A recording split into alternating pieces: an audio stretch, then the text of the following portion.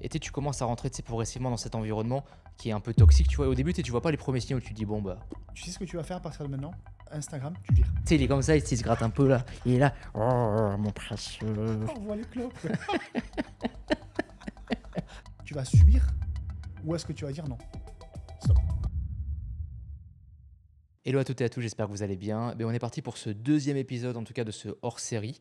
Merci en tout cas pour l'accueil que vous avez réservé au premier, il vous a bien plu.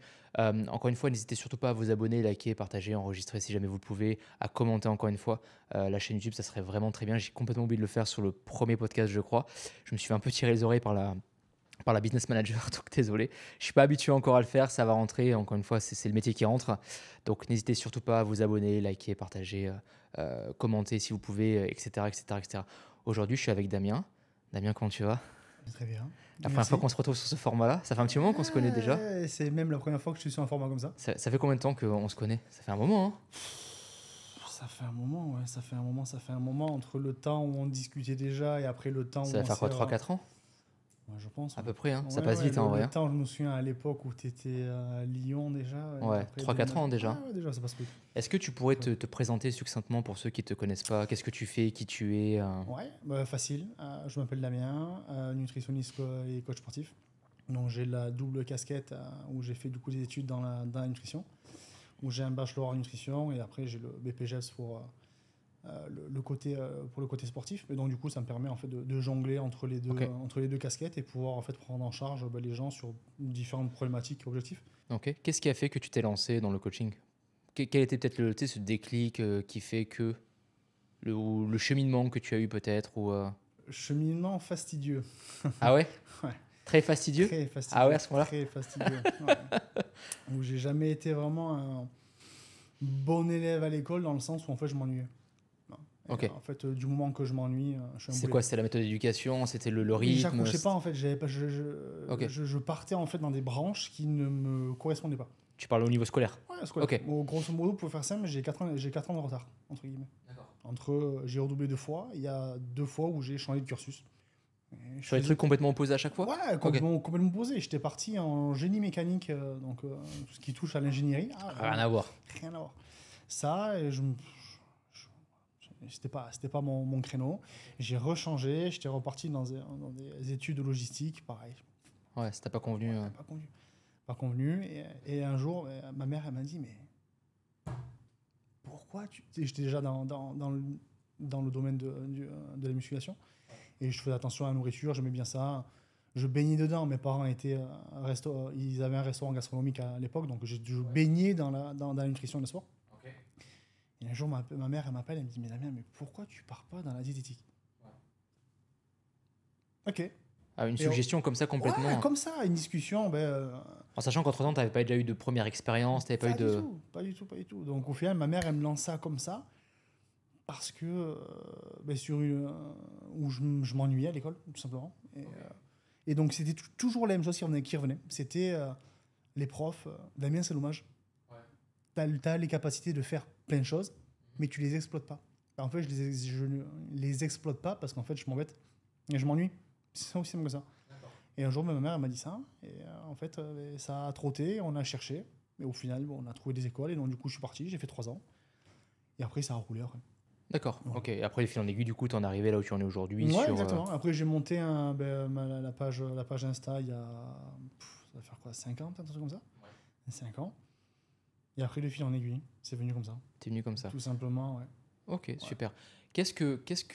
On va directement attaquer le sujet. On est coach tous les deux, on rencontre, on fait des bilans pour ceux qui ne savent pas, c'est des bilans des bilans hebdomadaires, etc. Qu'est-ce que tu constates sur ces fameux bilans que l'on reçoit constamment? J'ai envie de dire que ça respire en fait une pression sociale. Pression sociale. Pression. Okay. D'accord. La pression qui tourne autour de la réussite ou non. Parce que c'est vrai qu'aujourd'hui, vraiment dans le monde actuel, il y a, je trouve, quand même pas mal de pression, autant chez les femmes, enfin, chacun a plus ou moins de pression à tel ou tel niveau. Mais c'est vrai que je trouve que la peur en fait, de l'échec de l'individu ou de l'homme de façon générale, quand je dis l'homme, c'est homme-femme, hein, oui, bien sûr, est présent en fait tout le temps. D'accord. Et je trouve que dans les bilans, c'est ce qui peut se ressentir surtout sur un début de prise en charge. Quand, au fur et à mesure du temps, les bilans s'enchaînent et que tu arrives à expliquer un petit peu la vision que tu as et de où tu vas amener les gens, ça se débride. Pour de nombreuses personnes, il y en a, ils n'y arrivent pas parce que tu as vraiment du blocage beaucoup plus profond. Et je trouve cette pression, tu sais, la pression de toujours devoir faire parfaitement les choses. Et je trouve que ça, dans un suivi, dans certains cas, ça peut être contre-productif.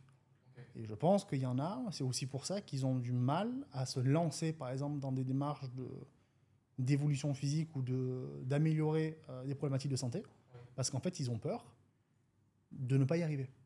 Pourquoi tu penses qu'ils ont peur de ne pas y arriver? Quel est le cheminement que tu penses que ces personnes ont? Je pense autant que toi comme moi, on a des personnes qui nous contactent avec un parcours extrêmement particulier. Et c'est pas, entre guillemets, la personne lambda qui est vierge. Quand je dis vierge, c'est sur un papier, en termes de santé. Aucune problématique, rien du tout, tout lisse. C'est pas vraiment ce qu'on rencontre. Il y a tout le temps un passif qui est plus ou moins profond, des cas qui sont très durs, sur autant le côté santé physique que mentale, la physiologie qui peut être très souvent délicate. Et donc au final, on se retrouve face à des gens qui ont un passif sur tout ça. Et donc du coup, ils ont l'impression, pour beaucoup, d'avoir essayé plein de choses. Beaucoup de choses. Ils te disent pas parfois j'ai tout essayé? Voilà, le fameux. J'ai tout essayé. Et avec la fameuse phrase, t'es mon dernier espoir. Exactement, le fameux j'ai tout essayé. Donc déjà, quand tu dis j'ai tout essayé, tu vois que derrière, il y a un peu une part de désespoir des gens, où ils ont essayé de mettre en place plein de choses, ça n'a pas marché. Et donc du coup, tu as automatiquement... moi, je ressens, c'est ça, c'est un peu cette pression qu'ont les gens en mode je sais plus quoi faire. Et j'ai essayé tellement de choses qui n'ont pas marché, que peut-être aujourd'hui, est-ce que ça vaut le coup que je retente encore quelque chose? Parce qu'à tous les coups, je vais encore tomber. Toujours dans cette peur d'échouer, de pas... Okay, moi, c'est ce que je ressens. Vraiment, dans les messages, au début, quand on me parle, c'est vrai que c'est souvent ça. Et sur un début de suivi, c'est pareil. Il y a aussi ça. Tu sais, sur les premiers bilans, par exemple, j'ai pas fait ci, ça, ça. Ou par exemple, je donne des axes d'action de travail à mettre en place déjà sur les 4 premières semaines, par exemple. Mm-hmm. Et par exemple, sur le premier, deuxième, surtout sur le premier mois, ça peut être par exemple, je suis pas fier de moi, par exemple, parce que j'ai pas réussi à faire ça. Et donc, du coup, là, c'est ce que je leur dis à chaque fois. Je dis, mais. C'est pas grave. On s'en fout. L'important, c'est que tu as fait ton mieux. Ouais. On s'en fout. Mm-hmm. Regarde, tu as des problématiques qui durent depuis des années. Ouais. Des années. Aujourd'hui, on a déjà mis le doigt sur éventuellement la problématique qui te cause ça. Bien sûr. L'objectif, c'est pas du jour au lendemain de réussir à tout régler. Non. Bien sûr. L'objectif, c'est on met un pas l'un devant l'autre. Voilà. Et sauf que exactement. quand tu fais ça 1 semaine, 2 semaines, 3 semaines, 4 semaines, et ça, tu fais ça sur 3 mois, 6 mois, 1 an, et c'est là où tu fais un parcours de dingue. Vraiment un parcours de dingue. Et l'exemple parfait d'un débutant qui se met à la musculation, par exemple. Lui demander de faire un tirage, on s'en fout, un tirage horizontal à un bras, il le fera jamais en un claquement de doigts. C'est pas la peine. Et la musculation, c'est comme, je dis, c'est comme, imaginons, apprendre à conduire. Apprendre à conduire, il y a 40 millions de choses à faire en même temps. Entre ton pied, le pied sur l'embrayage, le frein, l'accélérateur, les vitesses, les rétros, le volant, il y en a de partout. Et la muscu, c'est pareil. Quand tu débutes, c'est la même chose. Le regard, la position du dos, le tirage, réussir à ressentir le groupe musculaire ciblé, c'est extrêmement compliqué. Et ça, c'est la répétition, encore et encore et encore et encore et encore. Et au final, notre meilleur allié là-dedans, c'est le temps et la répétition. Bien sûr. Et tu penses que du coup, en fait, moi, je rencontre la même problématique que toi, dans le sens où, quand on met en place l'accompagnement, tu vois, peu importe comment tu le mets de ses suivis, etc., coaching, etc., on dit aux gens, il y a ça et ça à mettre en place.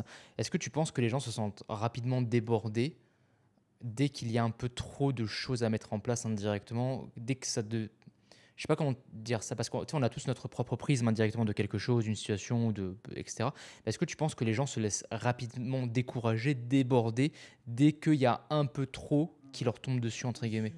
Ouais, ouais, voilà, ouais. Est-ce que tu penses que... Énormément. Encore une fois, le truc, c'est que, comme je l'explique à chacun, la seule chose, à mon sens, qui différencie une personne d'une autre face à un même événement, un même événement donné dans ta vie, c'est la capacité que tu vas avoir à rebondir par rapport à ça. Et qu'est-ce que tu vas faire derrière par rapport à cet événement.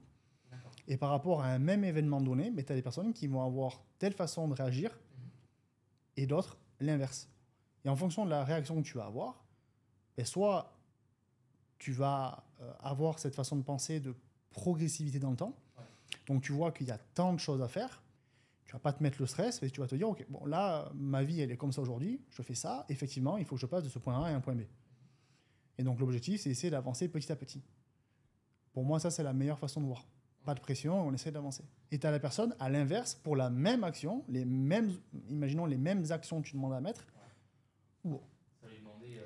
Mais submerger en fait. Submerger et directement la négativité. Je peux pas faire ça.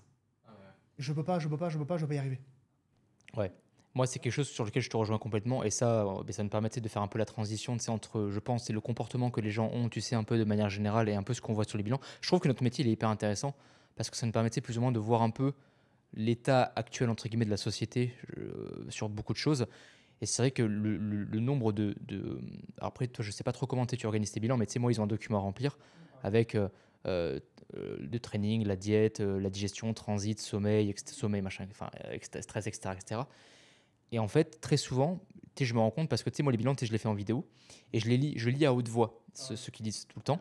Et en fait, c'est vrai qu'en fait, je me rends compte très souvent, après une fois que j'ai terminé les bilans, c'est en fait, j'ai passé presque, parce qu'un bilan dure à peu près 10 minutes en moyenne, à lire que quelque chose qui est négatif constamment. Ça, j'ai pas réussi, ça, j'ai pas fait ça je peux pas, ça, je peux pas si, ça, c'est constamment de la négativité. Et en fait, des fois, je leur fais la réflexion, tu sais, je leur dis, mais est-ce que tu te rends compte de ce que tu dis? Relis-toi derrière quand tu écris le bilan, relis-toi et tu vas voir la négativité que tu mets dans ce bilan-là. Et on sait à quel point indirectement, la façon dont tu vas parler impacte aussi beaucoup de choses indirectement. Et on sait que ça va aussi te montrer plus ou moins la façon dont tu interprètes les choses, la façon dont tu vois les choses. Mais qu'est-ce que tu dirais à ces gens justement qui sont constamment, par exemple, négatifs tout le temps, que ce soit dans les bilans ou autre, hein, par rapport à une situation donnée, etc. Qu'est-ce que tu voudrais leur dire, toi, par exemple? Ça c'est extrêmement vrai. Ça me fait penser à un cas que j'ai eu et que j'ai toujours. Ouais. On a fait un travail de dingue sur ça. Parce que moi, je fais pareil. Quand il y a le bilan qui arrive, il y a plein de cases à remplir, du coup. Ouais. Et notamment une case générale. Sur tout, c'est en fait la case free où tu Ouais, racontes, je l'appelais divers, moi. ouais, Ils mettent tout ce qu'ils veulent. Ouais, j'ai la même. Il y en a parfois, c'est une ligne. C'est RS, ok. Et l'autre, c'est. Ouais. Et il y en a. Ouais. Ouais, Voilà, bon. J'ai la même, ouais. Ouais, je comprends. Et il y en a, ouais, c'est ça. C'est négatif, début, fin. Et je me souviens, il y en a une, je l'ai en tête. Et quand je lis les choses à voix haute, et je me souviens, elle m'avait dit, comme ça, elle m'a dit, putain Damien, quand tu lis ce que j'ai écrit, je le vois, je le ressens, c'est du négatif de A à Z. Ouais, c'est que ça. je dis. Ouais, c'est ça, ouais. Alors bien sûr, on ne dit pas que tous les bilans sont comme ça, mais c'est vrai que beaucoup des bilans qu'on reçoit sont comme ça indirectement. Et donc du coup, ça c'est vrai que ça lui a permis déjà de réaliser que sa façon de penser était axée sur du négatif. Ouais. Alors que quand tu pioches un petit peu de petits points dans le bilan, il y a plein de choses à sortir intéressantes. Mais ouais, il y a plein de choses. Bien sûr. Mais de ton point de vue, d'où est-ce que tu penses que cette négativité elle vient? Qu'est-ce qui fait que les gens aujourd'hui sont négatifs comme ça? Tu vois, quel est le cheminement qui font qu'ils ont cette négativité ambiante? Il y a plein de facteurs qui peuvent amener quelqu'un à ça. Le passif joue automatiquement. Quand tu dis passif, c'est quoi? Éducation parentale, l'enfance? Dans quelles conditions l'enfant a vécu, par exemple? Parce que c'est vrai que certains parents, on ne va pas blâmer les parents, bien évidemment que non, il y en a qui essaient de faire du mieux possible. Oui, il n'y a pas de manuel non plus pour être parent. Exactement. Hein, et sauf qu'il y en a, c'est vrai, il y a certains parents qui, quand ils ne savent plus quoi faire, ils se sentent un peu déboussolés, ben c'est vrai que tu es piqué, un peu faire des remarques, l'agressivité parfois, prend le pas. Et les enfants, parfois, peuvent très souvent se sentir un peu rabaissés. Il y en a qui sont dans ce cas-là. Donc tu penses que tout part de là indirectement pour Pas toi? tout. Pas Ou la tout, majorité en tout pas cas? tout. Ou c'est Mais en après, partie est-ce que les fréquentations après que tu as... Je pense que c'est vraiment une globalité, un environnement socio-culturel qui peut après amener quelqu'un à se sous-estimer. Ou quelqu'un qui, par exemple, se compare trop aux autres. Bien sûr, ouais. Parce qu'on est d'accord pour dire que, enfin, je pense que tu vas me rejoindre là-dessus, mais à la base, on ne n'est pas ou positif ou négatif, on le devient indirectement. Ah, Sur ça, on est d'accord. exactement. Et moi, je te rejoins à 100% par rapport à ça. En plus, on en parle régulièrement, tu sais. C'est vrai que moi, je me rends compte à chaque fois que les personnes, enfin, la majorité des personnes que j'ai en suivi, parce qu'on fait plus ou moins le même travail au niveau de la physiologie, etc., par rapport à diverses pathologies, c'est vrai qu'il y a toujours un contexte derrière qui est très complexe. Très très complexe. Et ça démarre très souvent depuis l'enfance. Pas forcément, mais des fois ça peut démarrer à l'adolescence. Ou des fois ça peut démarrer d'une rupture ou d'une perte d'emploi. Et après, c'est la descente aux enfers, tu vois. Et indirectement, je pense pas que foncièrement les gens deviennent négatifs ou positifs. Mais est-ce que tu penses pas que les gens ont peut-être un manque de recul sur la façon d'interpréter les choses et sur ce qui leur arrive, tu vois, indirectement. Ce qui fait qu'ils vont peut-être choisir la facilité de se dire putain, c'est comme ça, non, machin, machin, au lieu d'avoir un vrai travail sur eux-mêmes et de se dire ok, j'ai ça, ok, je vais prendre du recul par rapport à ça, il y a ça, il y a ça, il y a ça. Est-ce que tu penses pas que les gens ont un manque de recul par rapport à tout ça en général, à ce qui leur arrive, etc., etc. Après, je pense qu'il y en a, ils sont tellement submergés en fait par leurs émotions en fait et le souhait de vouloir améliorer certaines choses dans leur vie, que ce soit physique, imagine la composition corporelle ou des relations sociales ou par exemple un état de santé, et que ça fait tellement de temps en fait qu'ils galèrent et que ça fait tellement de temps qu'ils n'arrivent pas à avancer qu'il y a toujours en fait tu vois, cette alimentation de la négativité. Ouais, ça, Parce ça, qu'ils ont ça échoué, entre guillemets, même Ouais. si j'aime pas le mot échouer, mais je préfère dire apprendre, parce qu'en fait, quand tu fais quelque chose et que ça ne t'amène pas à l'objectif souhaité, ça veut dire que c'était peut-être pas la meilleure façon de faire, donc du coup, tu as appris. Voilà, c'est tout. Voilà, et encore une fois, ça, c'est une façon de penser. Ouais, bien sûr. C'est- Avec, ouais, j'imagine, c'est comme ils se voient, entre guillemets, ne pas réussir, ben forcément, comme tu le disais au tout début, ils se mettent une pression en plus, ce Exactement. qui ne fait que d'entretenir ce cercle, encore une fois, qui est un peu sans fin, et c'est le serpent qui se prend la queue au final. Exactement. Et ça, au final, dans le temps, imaginons, tu as quelqu'un qui a fait ça pendant 10, 20 ans, 30 ans, ça arrive, hein, d'avoir des femmes, par exemple, ou des hommes, hein, de 50 ans en suivi, et ça fait 30 ans qu'ils essayent de perdre du poids. Même plus, même plus. Il y en a, tu peux avoir des cas de personnes qui ont 40, 50 ans et qui essayent de perdre du poids depuis qu'ils sont enfants. Ouais. Et que les parents les ont matrixé la tête avec la balance, par exemple, il ne faut pas manger ça, ça, ça, ça, ça, ça.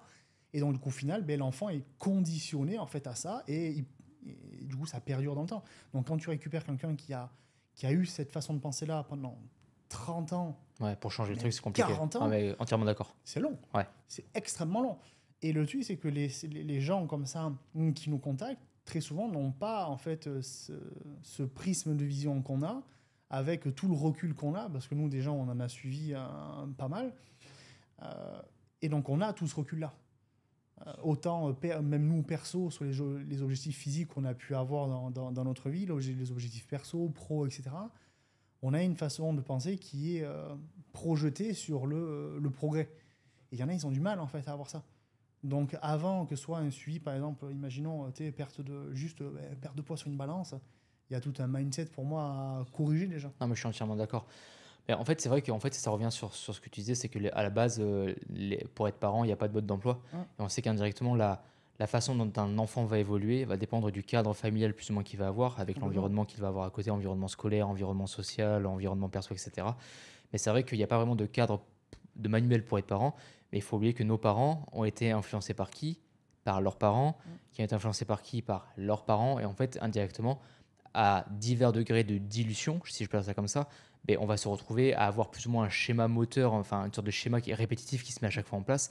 Et c'est vrai que c'est très compliqué de sortir de là parce que quand c'est quelque chose que tes parents, de tes parents, de tes parents, de tes parents, de tes parents, de tes parents ont fait que de te répéter constamment ou de te mettre dans ce contexte-là depuis toujours, tu ne fais que de reproduire indirectement. Alors même si des fois tu as des personnes qui vont, on va dire, je sais pas, on prend une personne A, tu sais, cette personne-là, elle devient parent. mais ces parents-là, tu sais, l'ont un peu bridé, comme tu viens de dire, par exemple. Mais indirectement, ça va le transmettre à l'enfant. Puis l'enfant de cette personne A, qui est l'enfant D, va faire le même cheminement jusqu'à Mhm. à l'enfant qu'on va peut-être avoir un jour en suivi, tu vois. Même si des fois, tu as des personnes qui vont, par exemple, réussir à sortir un peu de ce cadre-là, ça reste malheureusement une minorité de personnes.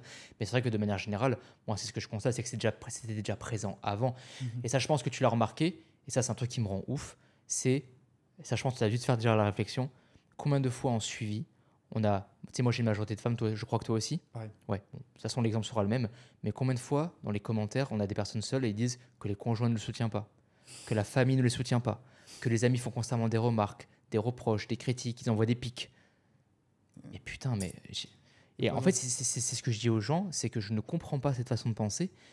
Peu importe que ce soit sur un projet, par exemple, entrepreneurial, un projet santé, un projet social, un projet familial, les gens sont constamment. Alors après, de mon point de vue, je pense qu'il y a aussi beaucoup de gens, tu sais, quand tu leur dis un truc, ils vont aussi interpréter aussi de la mauvaise façon de par leur propre prisme, parce que tu sais, les gens ne prennent pas forcément de recul sur les choses quand tu leur Mhm. dis. C'est pour ça que moi, tu sais, quand je parle aux gens, je mets toujours beaucoup de guillemets sur ce que je dis.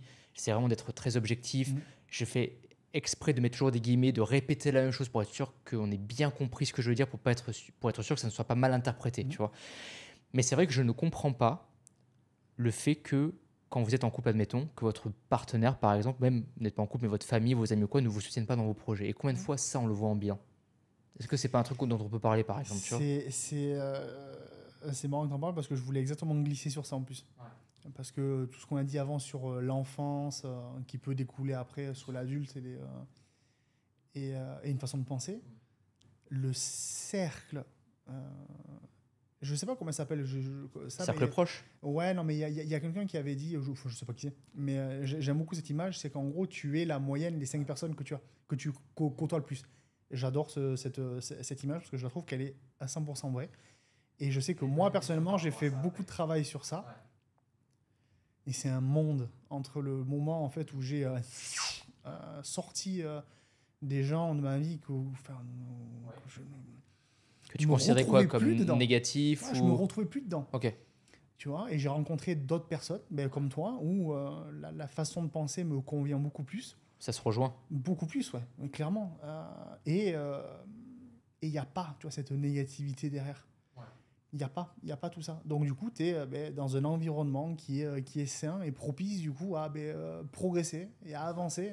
C'est intéressant ce que tu viens de dire, qu'on est plus ou moins la moyenne des 5 personnes que l'on côtoie au quotidien.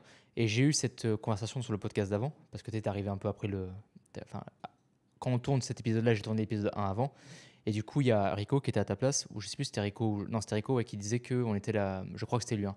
Il disait qu'on était plus ou moins la moyenne des 5 personnes qui nous entourent. Et du coup, je vais te poser la même question que j'ai posée à lui. Donc, le dicton, c'est on est la moyenne des 5 personnes que l'on côtoie tous les jours, plus ou moins, sur notre façon de penser et plus ou moins là où on en est dans notre vie. Mais est-ce que tu ne penses pas que ça, c'est quelque chose derrière lesquels les gens vont se cacher pour justifier certaines choses dans leur vie ou dans leur cercle social, vie pro, etc., etc. Encore une fois, ça dépend de la façon que tu vas d'aborder la chose. Euh, Si, imaginons, tu es dans un environnement de 5 personnes, par exemple, qui te tient vers le bas. La moindre chose que tu dis, que tu proposes de faire dans ta vie pour tel ou tel objectif, on va te tirer vers le bas. Ben, tu as deux possibilités, enfin, à mon sens, deux situations à ce truc-là. Et du coup, là, on revient à ce que j'ai dit avant, pour un même événement donné, euh, comment tu vas réagir. Pour moi, face à un événement comme ça, imaginons ton cercle de 5 personnes-là, c'est de la négativité.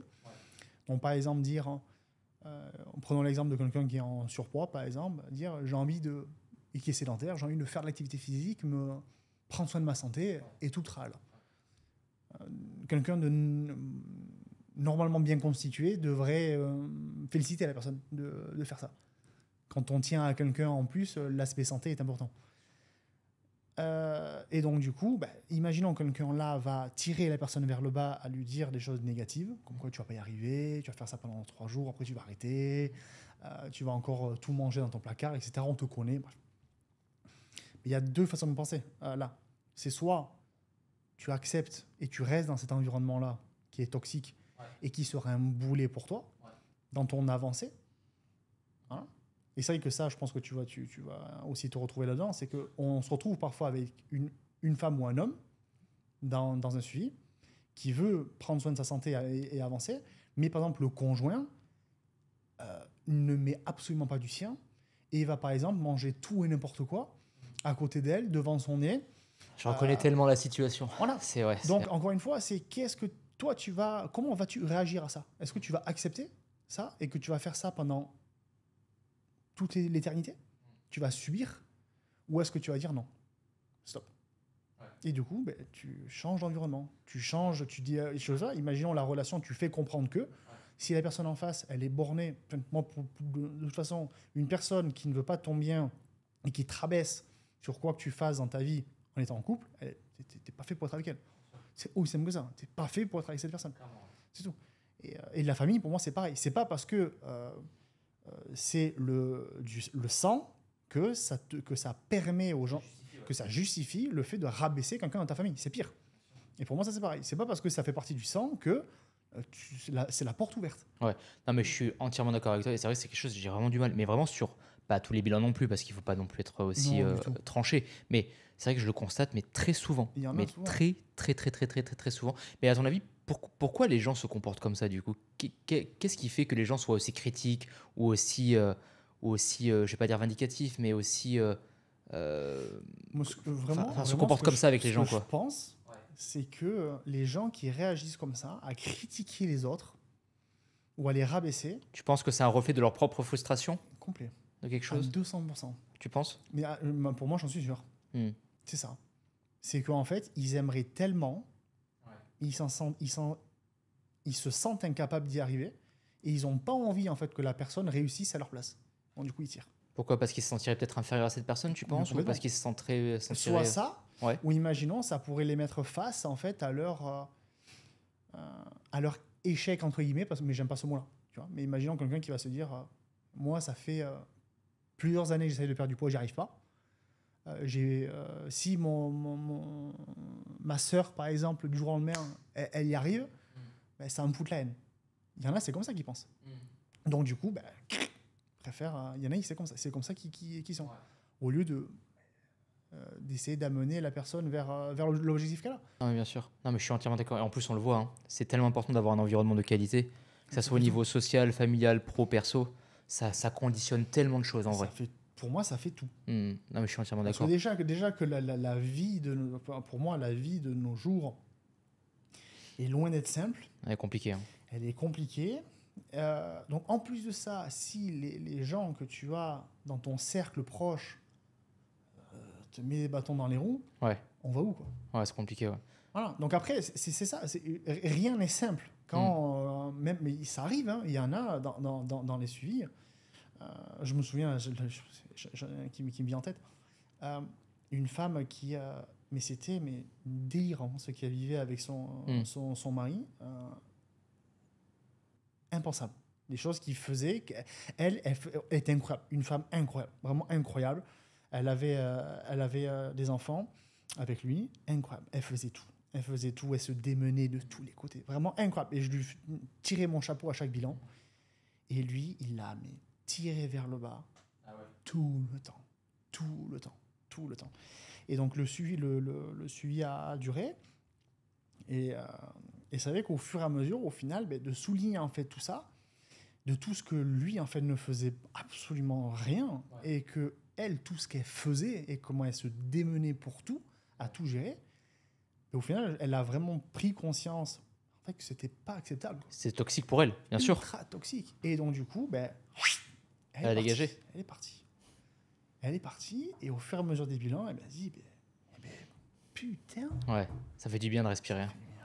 Non, mais c'est hyper intéressant ce que tu dis, parce que toi et moi, on est aujourd'hui quand même dans un environnement qui est sain. On a tous les deux connu plus ou moins des environnements toxiques à différents degrés. Oui. Peu importe la période dans laquelle on était, tu vois, que ce soit l'adolescence, etc. Et il faut le dire, hein, on est bien quand l'environnement est sain. Tu peux faire ce que tu veux, où tu veux, quand tu veux. Tu peux parler à des personnes sans forcément être en train de marcher sur des œufs. Tu peux être toi. Tu n'as pas besoin de réfléchir, en train de dire, attends, ça je peux dire, ça je peux faire, ça je peux pas, ça. Tu peux être toi, tu vis. T'as pas cette sensation d'emprisonnement. Il faut le dire aussi, c'est hyper énergivore à mort d'être dans un environnement qui est constamment toxique. C'est exactement ça. C'est tellement tu perds pesant. Du jus à mort. Ah mais de ouf. Mais tu perds trop d'énergie. Ah mais de ouf. Et c'est tellement... En fait, tu vois, et moi, je me rends compte maintenant que je suis vraiment dans un environnement qui est sain. Ça te bouffe tellement de l'intérieur, tu sais. C'est Parce que anxiogène. tu deviens quelqu'un. En fait, c'est hyper malsain et en fait, c'est hyper ambigu le truc parce que tu es à un point A et tu commences à rentrer tu sais, progressivement dans cet environnement qui est un peu toxique. Tu vois, et au début, tu vois pas les premiers signaux. Tu te dis, bon, bah, il y a un petit truc comme ça, bon, allez, c'est pas grave, machin, machin. Et en fait, le problème, c'est que tu t'enfonces de plus en plus dedans. Et très souvent, quand tu t'en rends compte, c'est quand tu as franchi, pourrait peut-être dire ce point de non-retour. Et c'est là que tu te rends compte tu sais, de ce qu'il y a derrière toi. Tu fais, oh putain, alors pour me sortir de là, ça va être un délire, tu vois. Et c'est tellement malsain, toxique, énergivore que des fois même, toi-même, tu changes dans ta perception de voir les choses, dans ta façon de parler, dans ta gestuelle, dans ton cercle, dans les personnes que Exactement ça. des fois, il y a des personnes tu sais, qui s'enferment là-dedans indirectement sans s'en rendre compte. Et des fois, ça dure des semaines, des mois et des années pour certains. Et bien entendu, le plus vous êtes dans ce truc-là, le plus ça va être compliqué pour vous de faire machine arrière parce que forcément, il y aura eu peut-être des points communs avec ces personnes qui sont toxiques pour vous. Pour certains, des enfants, des biens immobiliers, Mm. des relations qui se créent, des souvenirs. Et on sait après qu'il y a le sentimental qui va, prendre qui va se mêler à tout ça, l'émotionnel et tout, et tout, et tout. Et c'est tellement compliqué quand on est dedans. Et très souvent, le fait de s'en sortir, de vouloir sortir de ce cercle-là, va être encore plus demandant que le fait d'y avoir entré.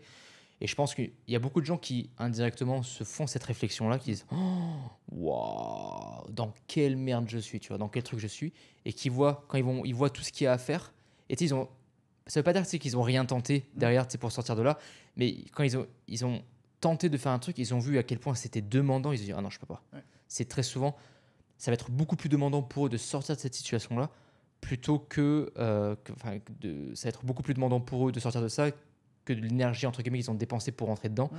Et il y a beaucoup de gens qui disent ah non, moi je peux pas, hein. Ouais, mais le problème, c'est. C'est oui, combien de temps tu vas accepter ça quoi? Ouais, mais le truc, c'est. Comment dire le plus lunaire, entre guillemets, Ah oui. entre le fait de. Ah oui. Deux trucs. Ouais. Qu'est-ce qui est le plus lunaire entre. Donc, imaginons quelqu'un qui nous contacte pour Ouais. plein de problématiques de santé, plusieurs ouais. problématiques. Ouais. Il y a deux choix. Le choix numéro 1, rester là où tu es maintenant, comme ça, et continuer à faire ce que tu fais. Mhm. Donc, si tu restes là, dans l'environnement que tu es, la situation que tu es, les troubles que tu as, ça ne te conviendra pas, parce que si aujourd'hui tu as envie de changer, ça veut dire que tu n'es pas bien. Si tu es bien, tu n'as pas envie de changer. Bien sûr. Donc, qui est-ce qui est le plus lunaire entre prendre le risque de rester là, Bien sûr. ou prendre le risque, en fait, c'est même pas un risque, mais d'essayer Bah, c'est la fameuse balance bénéfice-risque indirectement. Ouais. d'avancer. Donc, tu as peur de quoi, en fait? Tu vois, imagine dans un suivi, quelqu'un qui te dit ouais, mais en fait, j'ai peur de pas y arriver. Mais en fait, tu as peur de quoi? Qu'est-ce qui va t'arriver? Il va t'arriver quoi? Tu vas pas mourir demain. Tu as peur de quoi? Bien sûr. Et ce que je dis, la seule chose que tu dois avoir peur, c'est de rester là. Non, mais je suis entièrement d'accord. C'est le seul truc que tu as peur. Que tu devrais avoir peur, c'est ça. Tu dois pas avoir peur du pas en avant, mais tu as peur de ça. De rester, en fait, dans ce... Moi, ce que je pense indirectement, c'est que tu sais, quand les gens se confrontent à cette situation tu sais, où ils font un peu tu sais, le bilan, parce qu'il y a un moment où tu te dis, c'est pas possible qu'il m'arrive toute cette merde, quoi. C'est pas possible que je sois constamment comme ça ou dans cette situation avec tel entourage. Il y a un moment, le déni, je pense, a quand même ses limites, tu vois. Oui. Même s'il peut aller très très loin, on est d'accord avec ça. Oui, le c'est déni vrai. peut aller très très loin. Très loin. Tu peux aller chercher vraiment très très loin.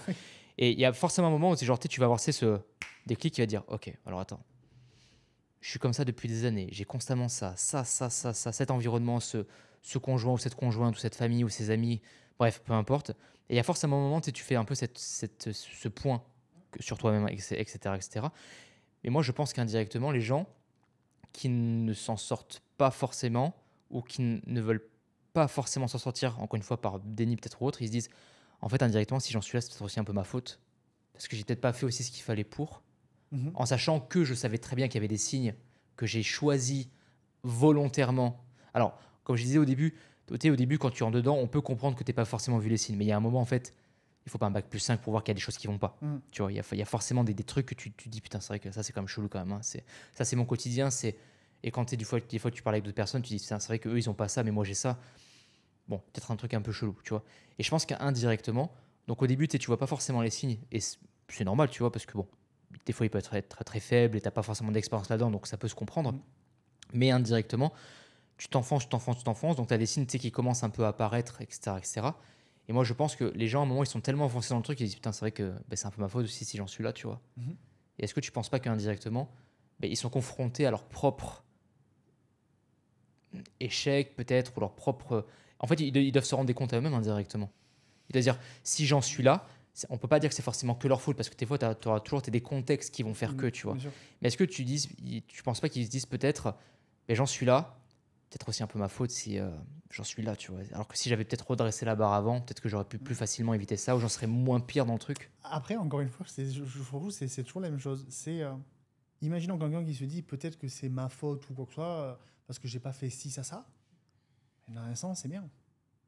Parce que si tu réalises que tu en es là parce que tu n'as pas fait ça, ou telle chose, et ça veut dire que déjà, peut-être que tu prends conscience des choses. Donc déjà, déjà prendre conscience des choses, c'est un premier pas pour avancer. Et je préfère 100 fois avoir quelqu'un qui prend conscience que quelqu'un qui est dans le déni total. Ouais, mieux vaut tard que jamais. Mais complètement. Par exemple, imaginons, on reprend du coup toujours le même exemple de quelqu'un qui veut perdre du poids, par exemple. Quelqu'un qui va se dire, peut-être il y a 2 ans, j'avais 20 kilos de moins, par exemple, et mon mode de vie était comme ça. J'avais 20 kilos de moins, par exemple. Et aujourd'hui, mon mode de vie, ma vie est comme ça. Donc tu peux faire, imaginons, la différence entre tout ça et prendre conscience des choses. Mais prendre conscience des choses ne veut pas dire s'auto-saboter. Voilà. Parce que le problème, c'est que c'est ça encore, c'est que prendre conscience des choses, encore une fois, pour le même événement donné, donc la prise de conscience, comment vas-tu réagir à ça? Auto-sabotage ou avancer? Et pourquoi tu penses que du coup que les gens s'auto-sabotent? En fait, tu vois, moi, c'est une notion que je comprends pas, en fait. On l'a tous fait indirectement, je pense, à un moment donné, tu vois, mais j'arrive pas à comprendre le fait qu'on s'auto-tire dessus, en fait, tu vois, qu'on s'auto-enfonce dans quelque chose où on sait que c'est toxique pour nous, tu vois. Mhm. On l'a tous vécu indirectement. Bien sûr. Et même moi, et même toi, c'était déjà arrivé, j'arrive pas à comprendre comment on arrive en fait à se mettre dans cette situation-là. On sait que c'est pas bon pour nous, mais putain, on y va. Tu vois, on sait, hein, t'as tous les warnings, t'as des gros panneaux. Là, c'est pas bon pour toi, mon con. N'y va pas, mais on y va quand même. Là, après, je pense Faut avouer que la question, elle est compliquée quand même. La question est extrêmement... On le sait que c'est pas bon, mais on y va. Extrêmement compliqué, parce que là, il y a quelque chose qui me vient en tête, par exemple, et je pense que énormément de personnes pourront se retrouver derrière ça. C'est par exemple, pour prendre un exemple de trouble du comportement alimentaire avec l'hyperphagie alimentaire, par exemple. Les personnes qui font l'hyperphagie, donc de la boulimie, donc juste pour faire très simple, imaginons, je sais pas, t'as passé une journée de merde, disons, et tu rentres à la maison et tu ouvres les placards, tu fracasses tout. T'as pas forcément faim, tu fracasses tout. Tu sais que c'est pas bon pour toi, mais tu le fais. Ouais. J'arrive pas à comprendre. Tu vois ? Mais le truc, c'est que sur ça, c'est quelque chose qui est tellement complexe, et c'est pas juste une histoire de volonté. Non, oui, bien sûr. Parce que si c'était qu'une histoire, en fait, il y a plein de mécanismes physiologiques et biologiques. Si c'était qu'une histoire de volonté, la personne, elle le sait. Elle sait très bien. Toutes les personnes qui font ces crises-là, elles savent très bien que c'est pas bon pour elles. Et la première chose qu'elles aimeraient, c'est réussir à en sortir. Donc je pense que sur un plan comme ça, c'est vraiment multidimensionnel. Ça prend tellement de choses en fait en considération que c'est compliqué de répondre. En fait, la cause, elle est là. C'est très compliqué. Parce que c'est vrai que par exemple, pour continuer sur cet exemple-là d'hyperphagie, de boulimie, ça peut dépendre de tellement de facteurs. Un environnement peut clairement engendrer ça. Un passif familial peut clairement engendrer ça. Des agressions. C'est toujours ça, plus ça, plus ça, plus ça qui fait que... Des agressions, un viol, ça arrive. On en a. On en a en suivi des personnes qui ont malheureusement... un peu trop même. On en a eu ça. Et donc du coup, en fait, un système de compensation, essayer de souffler à l'espace de 30 minutes en mangeant. Et après, tu prends une phase de descente et ça te calme, entre guillemets, là, sur l'instant T. Mais tu sais que c'est pas bon. Et il y a énormément de causes profondes, en fait, à tout ça. Le côté nutritionnel est extrêmement important parce que dans différents troubles du comportement, effectivement, parfois, en fait, il faut revoir toute une façon de travailler sur l'alimentation. Déjà, le rapport avec l'alimentation, revoir les assiettes, la satiété. La satiété est un énorme problème là-dedans. Donc, c'est vraiment multidimensionnel à mon sens. Donc, une question comme ça, c'est... compliqué de pointer, quoi. Après, tu sais, je comprends aussi indirectement, tu sais, que par rapport à l'alimentation, tu sais, que les gens soient complètement perdus parce que autant les réseaux sociaux sont quelque chose quand même qui... Le problème, c'est que tu vois, regarde, quand on parle des réseaux sociaux, la première chose à laquelle on pense, c'est quelque chose de négatif sur le fait qu'il y a beaucoup de haters, il y a beaucoup de mauvaises infos, etc. Quand tu demandes aux gens qu'est-ce qu'ils pensent des réseaux sociaux, on en revient à cette négativité indirectement. Hum. Qu'est-ce que vous pensez des réseaux sociaux? On fait un micro-trottoir. De mon point de vue, en tout cas, dans la plupart des cas, dans la plupart des réponses que l'on va avoir par rapport à cette question-là, les gens vont dire bah, il y a constamment des clashs, ils vont forcément voir le côté néfaste. Moi, ce que je vois, alors oui, c'est indéniable, on sait que ça a été négatif sur beaucoup d'aspects. Cependant, il faut quand même avouer que l'avènement entre guillemets des réseaux sociaux, dans notre pratique à nous en tout cas, a quand même permis d'amener énormément d'informations et on permet de démocratiser beaucoup de choses. Et aujourd'hui, il faut le dire, c'est grâce à ça aussi qu'indirectement, mais de plus en plus de personnes se rendent compte qu'avoir un ventre qui est complètement flingué après avoir pris un repas, c'est pas normal. Il y a beaucoup de femmes qui de plus en plus, et je pense que les réseaux sociaux ont vraiment permis de débloquer un peu cette situation et de faire prendre conscience à beaucoup de femmes que c'est pas normal, que la fameuse semaine avant les règles, c'est la PLS. C'est vrai. Ça, je vous le dis, là je vous regarde dans la caméra, si vous êtes une femme, alors il y a encore des femmes qui diront oui mais t'es pas une femme, tu peux pas en parler. Oui mais non.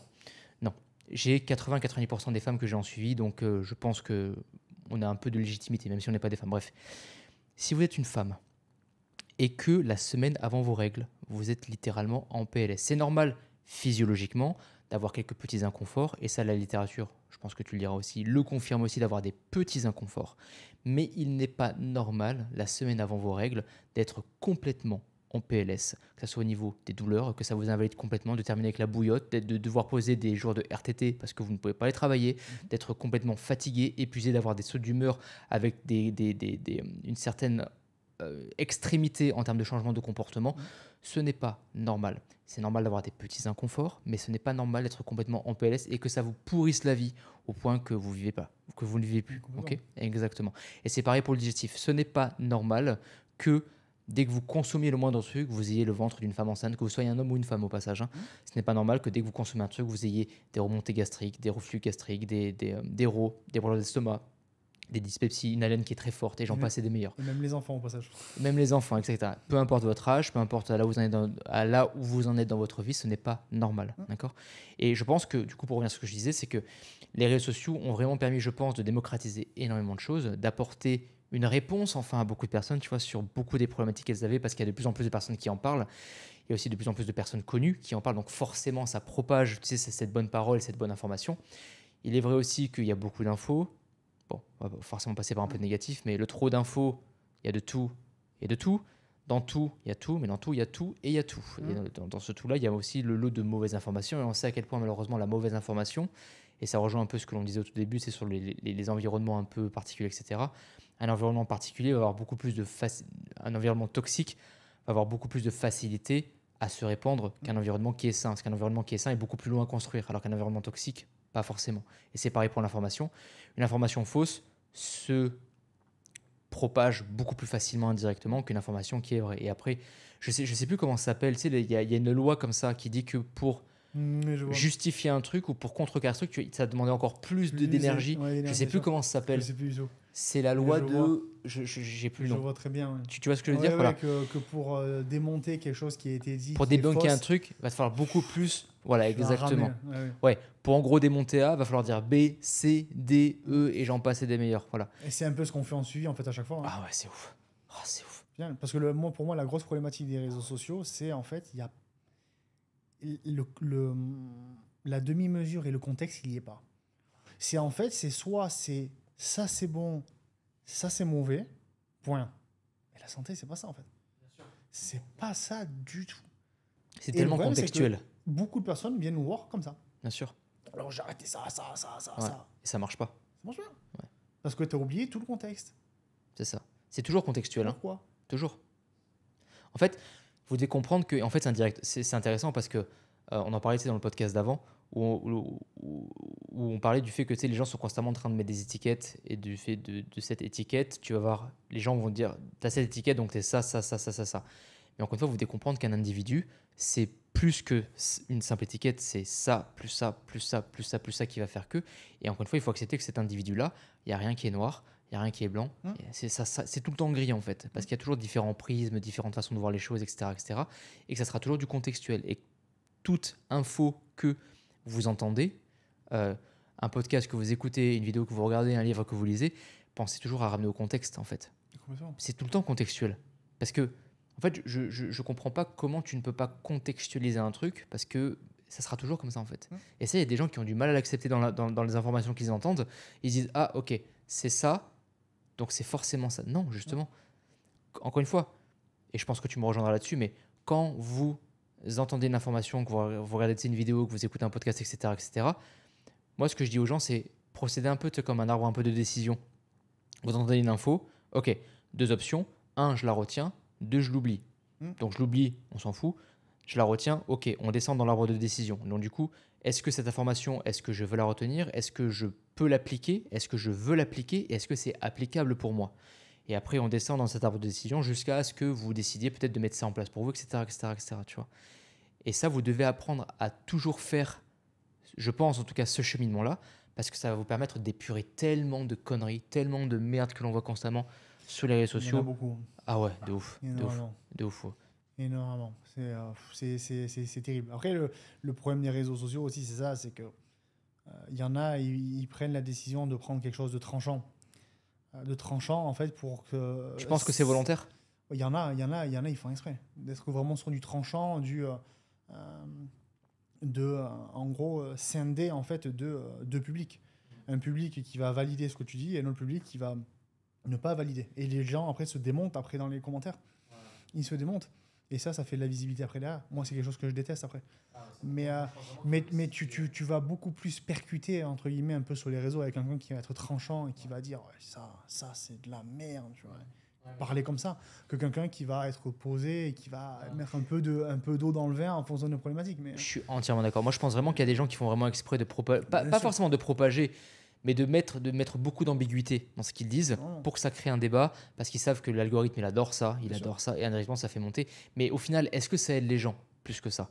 Parce que ça continue de propager indirectement la mauvaise info et ça éclaircit pas les gens, quoi. Ça les met dans le bourbier terrible. Bien sûr, parce que les gens n'ont pas ce recul. Même en suivi, parfois je leur dis, là, j'en pense à une en particulier, si tu regardes ce vidéo, j'ai même pas besoin de parler de dire ton prénom. Je lui ai dit, tu sais ce que tu vas faire à partir de maintenant? Instagram, tu le vires. S'il te plaît, supprime. Parce que là, tout ce que tu es en train de me dire, c'est du n'importe quoi. En termes de santé. À partir dans des carnivores diet et des trucs comme ça, stop. Là, tu creuses ta tombe. Tu fais un trou là. Ok? Et tout ce que là, les infos que tu prends, t'es pas en capacité, là, à l'heure actuelle, maintenant, là, parce que tu as un émotionnel qui est trop à vif, et t'es pas en capacité de les traiter. D'accord? Donc là, tu vas mettre le téléphone de côté, toutes ces informations-là. Surtout qu'en plus, l'algorithme, il est très malin. Vu que tu as checké plein de fois, en fait, ce contenu-là, boum, boum, boum, boum, boum, boum, et ça tombe. C'est toujours la même chose. L'algo, il est comme ça. Si tu regardes 40 vidéos de chats, tu vas avoir 40 vidéos de chats. Si tu regardes 40 fois, je sais pas, une marque de voiture en particulier, boum, le feed, il change. C'est comme ça. Donc, je dis, pose ça et focus sur le travail qu'on fait. Et du coup, ça va beaucoup mieux. Parce qu'au final, ben oui, tu comprends que en fait, ben, ce qu'on fait, ben oui, ça aide. Tout simplement. Mais c'est vrai que le trop d'infos, à un moment donné, ça tue, quoi. Ça tue. Enfin, le trop de mauvaises infos, surtout, quoi. Moi, il y a un truc que je note aussi sur ce que tu dis, je suis entièrement d'accord avec ce que tu dis, c'est est-ce que tu n'as pas l'impression qu'aujourd'hui, enfin, tu sais, moi j'adore, c'est pour ça qu'on fait cet épisode-là, parce que tu sais, j'adore parler avec les gens, j'adore comprendre leur cheminement, leur façon de penser, etc. Et moi, je me rends compte que quand je parle avec des gens, en fait, j'ai l'impression de plus entendre les gens parler, mais un algorithme qui parle, et un TikTok qui parle, ou un Instagram qui parle, mais pas eux, et pas leur propre réflexion sur un sujet donné. Et en fait, j'ai l'impression que les gens ont perdu cette faculté, ou cette envie de réfléchir peut-être, parce que c'est peut-être trop demandant pour eux, ou parce que ci, ou parce que ça. Mais j'ai l'impression que les gens aujourd'hui ne réfléchissent plus par eux-mêmes réellement sur leur façon de comprendre les choses, d'interpréter les choses, etc. Est-ce que tu n'as pas ce même ressenti? Ils se font parfois un peu influencer par l'afflux d'infos. Parce que tu vois, imaginons, toi tu penses quelque chose, et imaginons la personne elle va tomber sur 10 vidéos qui va dire l'inverse. Donc ouais, elle va se dire, oula, Peut-être qu'en fait, j'ai tort, donc en fait, hop, je change. Alors que peut-être que les 10 vidéos, il n'y en a aucun qui aura apporté des réponses vraiment valables, si c'est sur la santé avec des liens scientifiques ou quoi que ce soit, par exemple. Et donc, du coup, la personne va aller du coup dans cette façon de penser-là. Parce que, en fait, je pense qu'il y en a, ils ont peur en fait, de sortir d'un moule. Et donc, au final, d'avoir une façon de penser qui diffère, il y en a, ils ne sont pas à l'aise, donc ils vont du coup sur. Tu vois, pour pas sortir du moule. Parce que vraiment, je pense qu'il y en a, ils ont vraiment peur d'être considérés comme différents. Tu penses? J'en suis sûr. Tu penses que la différence fait peur? Pour certains, je pense qu'il y en a, ils ont peur du regard des autres. Peur du regard des autres, et donc peur d'être différent. Et de ne pas être accepté après, en fonction de certaines problématiques. Par exemple, imaginons, je ne sais pas, on reprend toujours le même exemple de la personne qui veut perdre du poids, par exemple, et qui travaille dans une entreprise avec beaucoup de salariés. Et imaginons, pause de 4 heures, allez, imaginons pause de 4 heures, tout le monde sort, tout le monde va fumer, café, clope, j'ai rien contre le café. Le café a de bonnes vertus, mais je schématise. Café, clope, gâteau, bref, tout et n'importe quoi, bref, n'importe. Et toi, à côté, tu as envie de reprendre ta vie en main. Donc, imaginons, la personne a arrêté de fumer. Elle va pas prendre des produits ultra transformés par exemple, pour le goûter.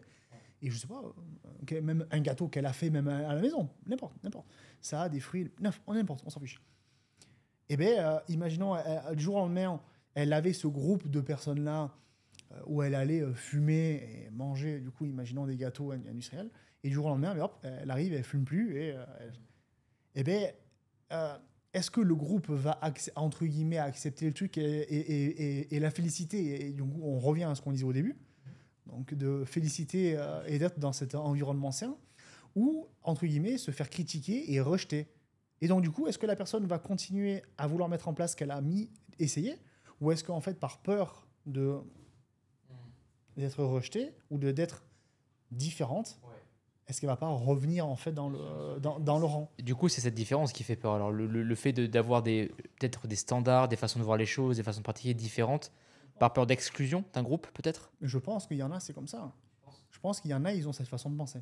Est-ce que du coup, c'est pas dans cette différence au final que on peut trouver une sorte de, pas de voie de rédemption, mais une sorte est-ce que c'est pas notre propre chemin justement qu'on devrait prendre, de par cette différence? Pour moi, ce qui est vraiment le plus important, c'est faire ce qui te convient à toi.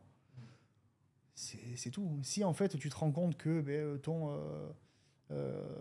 ton clope aliment ultra transformé à la pause avec les collègues du travail tous les jours pendant des années, mais à un moment donné c'est stop parce que tu ne veux plus et que tu veux avoir un autre mode de vie, tant mieux pour toi, fais ça. Si, à contrario, tu n'en as pas envie et que tu veux rester dans ce groupe-là parce que tu en as envie et que c'est comme ça, que bien te fasse. Reste là-dedans. Mais il ne faut pas avoir peur de changer, quoi. Parce qu'au final, si tu as peur de changer, tu te voiles la face à toi et tu n'es pas toi-même, quoi. Et du coup, tu penses que le changement fait peur à la majorité des gens? Pas à tous. Encore une fois, je pense que c'est une façon de penser. Est-ce que tu ne penses pas plutôt que... Parce que, en fait, moi, ce que je constate, c'est que... Et en plus, encore une fois, j'en parlais dans le podcast avant que tu arrives là, c'est que on en parlait, c'est par rapport à notre parcours un peu entre guillemets entrepreneurial, du sens où, bon, je te recontextualise un peu le truc pour que tu puisses l'avoir. Je prenais mon exemple à moi, le Anthony avant qu'il parte à Londres, le Anthony quand il est rentré de Dubaï du coup, le Anthony avant qu'il commence le coaching et le Anthony de maintenant, il y a la même personne physiquement présente, mais une personne qui au final est complètement différente. Et indirectement, de par tout ce que tu vas vivre, etc., ça va forcément t'amener des changements. Des façons de penser différentes, des façons de comprendre les choses différentes, des façons d'interpréter les choses différemment, des façons de réagir différentes, etc. En sachant qu'entre-temps, tu auras appris de nouvelles choses, etc. Bref, grosso modo, tu passes de A à Z. Physiquement, tu es le même, mais émotionnellement, psychologiquement, on va dire que tu n'as pas la même maturité. Okay, et tout ça, indirectement, il y a un changement. Mais ce changement-là, ce qu'il faut comprendre, c'est qu'on est d'accord qu'il est très demandant pour la personne, d'un point de vue physique, émotionnel, psychologique, environnemental, parce que environnemental dans le sens où tu ne seras peut-être plus forcément aligné avec certaines personnes que tu côtoyais avant sur ta façon de penser, ta façon de parler, ta façon de voir les choses, peut-être, etc. Et indirectement, ces personnes avec qui tu étais avant, sur qui tu les rejoignais à 100%, de par ton propre prisme et de par ton cheminement de vie, tu vas te retrouver être plutôt en opposition avec elles. Et c'est ce qui fait que des fois, je pense que ce changement, ben, il amène à ce genre de situation qui fait que tu te retrouves à devoir faire un choix. Et ce choix, c'est est-ce que je reste avec cette personne-là qui avant pour moi était saine au vu de là où j'en étais, mais maintenant, au vu de là où j'en suis, elle n'est plus saine du tout, puisque indirectement, on est complètement opposés maintenant sur notre façon de voir les choses, notre façon de penser, notre ci, notre ça. Est-ce que je la garde, je l'élimine complètement du cercle, entre guillemets, ou est-ce que je la garde, je reste quand même en contact, mais on va juste boire un café pour dire bonjour, machin, machin, parce qu'on a quand même un peu des liens, donc voilà.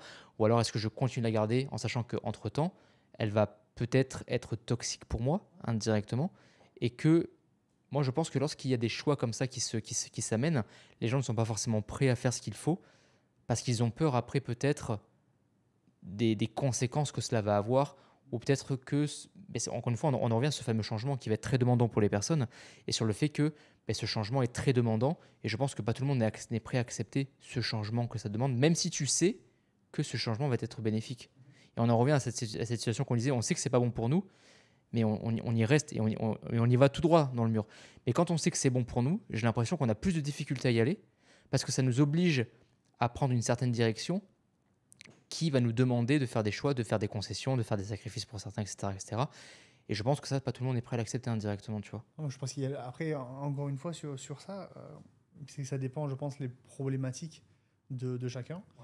Euh, mais par exemple, si on prend un exemple qui n'a rien à voir avec la nutrition ou quoi, mais par exemple, le fait de réussir à partir en voyage seul. Imaginons quelqu'un qui en a envie, mais il peut y avoir plusieurs blocages à ce niveau-là. Il peut y en avoir du coup énormément. Et, et on en revient à ce que je dis à chaque fois, c'est essayer de sortir en fait de sa zone de confort à un moment donné, mais dire, mais tu sais quoi, stop, feu, on y va. Comme le cerveau, tu le prenais, ou tu le mettais un peu en off, et là tu y vas. Et tu fais. Toi, tu le fais. Par exemple, ton billet d'avion, ton truc, tac, tu le fais. C'est fait, c'est fait. Et c'est vrai que parfois, quand tu t'es lancé, ouais, t'as la pression qui redescend. Terrible. Et j'ai eu un cas comme ça. J'ai eu un cas la semaine dernière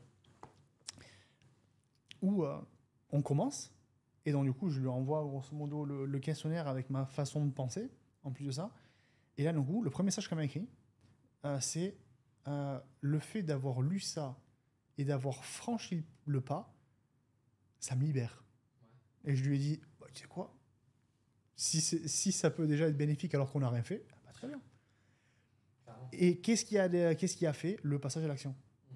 C'est tout. Mais il s'est rien passé. Le suivi, elle n'avait rien fait. Je lui ai même pas dit, alors on fait ça, ça, ça, ça, ça. Je lui ai envoyé la doc et toute ma façon de penser sur le suivi. Comment ça allait se passer. Juste ça. Et déjà, la pression, hein, qu'est-ce qu'elle a fait? Ben, elle a fait le truc. C'est non, mais c'est vrai. Moi, je trouve que les gens se posent trop de questions en vrai. Autant des fois, il faut intellectualiser des situations, c'est prendre le recul pour décider. Autant des fois, il y a des décisions qui doivent être radicales. Vraiment, faites-le. Moi, tu sais, il y a l'adage qui dit le trop de quelque chose tue le quelque chose. Et je pense qu'à trop se poser des questions, en fait, t'avances pas. Tu fais rien, tu stagnes. Et après, si vous êtes en accord avec ça, si ça vous est bénéfique, ou du moins que votre prisme, encore une fois, vous dit que c'est bénéfique pour vous, si c'est en mettant le déni un peu de côté, si pour vous c'est OK, il n'y a pas de problème, on est d'accord. Par contre, si vous voyez qu'il y a un problème dans l'équation, que l'équation n'est pas bonne et que pour vous c'est pas bon, mais juste des fois foncez en fait. Faites-le. Juste faites-le quoi. Je suis entièrement d'accord. Mais le nombre de personnes qui se posent trop de questions et qui sont constamment en train de dire oui, mais. Ah, mais t'avances pas. Arrête, fais-le. Et des fois, c'est ce que je dis aux gens que j'en suivi, fais le robot. Fais le robot. Te pose pas des questions et juste fais-le. Fais le truc et tu vas voir que une fois que tu es lancé, waouh. En fait, les raisons, c'est ce truc-là dont ils ont besoin. C'est ce coup de pied au cul pour que ça passe, quoi, tu vois. C'est ça. Et c'est ce que je disais en fait avant. Qu'est-ce qui est le pire en fait? Rester sur ce qui t'a amené à être mal ou juste oser essayer de tenter un coup. Tente le coup. Tente le truc. Parce qu'à tous les coups, juste le fait de tenter ça ou de faire ce que tu as envie là pour peut-être essayer d'aller mieux, mais ça va peut-être te changer la vie. Non, je suis entièrement d'accord. Fais. Je suis entièrement Au pire, d'accord. tu risques quoi? Mais tu risques rien. Ce que tu dois avoir peur, c'est de risquer de rester là, sur le truc où t'es pas bien. Tu as exactement la même, avec tes propres mots à toi, la même façon de penser que le podcast que j'ai fait avant, tu vois. C'est exactement la même chose. On en revient toujours en fait au même point que les gens. En fait, c'est ce que je disais, c'est que la peur, en fait, indirectement, n'est que votre propre interprétation. Parce que c'est ce que je disais dans le podcast d'avant, c'est que vous voulez aller du point A pour aller au point B, mais vous allez vous imaginer des choses qui statistiquement ont très peu de chances d'arriver ou qui n'arriveront même pas. Mais c'est juste votre propre interprétation de ce qui peut se passer. Parce que c'est ça la peur en fait, c'est que ta propre façon de penser qui fait que. Alors qu'en fait, ce que tu penses qui va se passer n'est que ta propre interprétation de ce qui peut se passer, mais ça ne va pas se passer. Exactement. C'est Ce qui peut exactement faire ça. référence à l'anxiété parfois. Exactement, c'est ça. Et très souvent, vous pensez qu'il y a ça qui va arriver, mais dans la 80-90% des cas, ça n'arrive pas. C'est vous qui pensez que ça va arriver, mais ça n'arrive pas.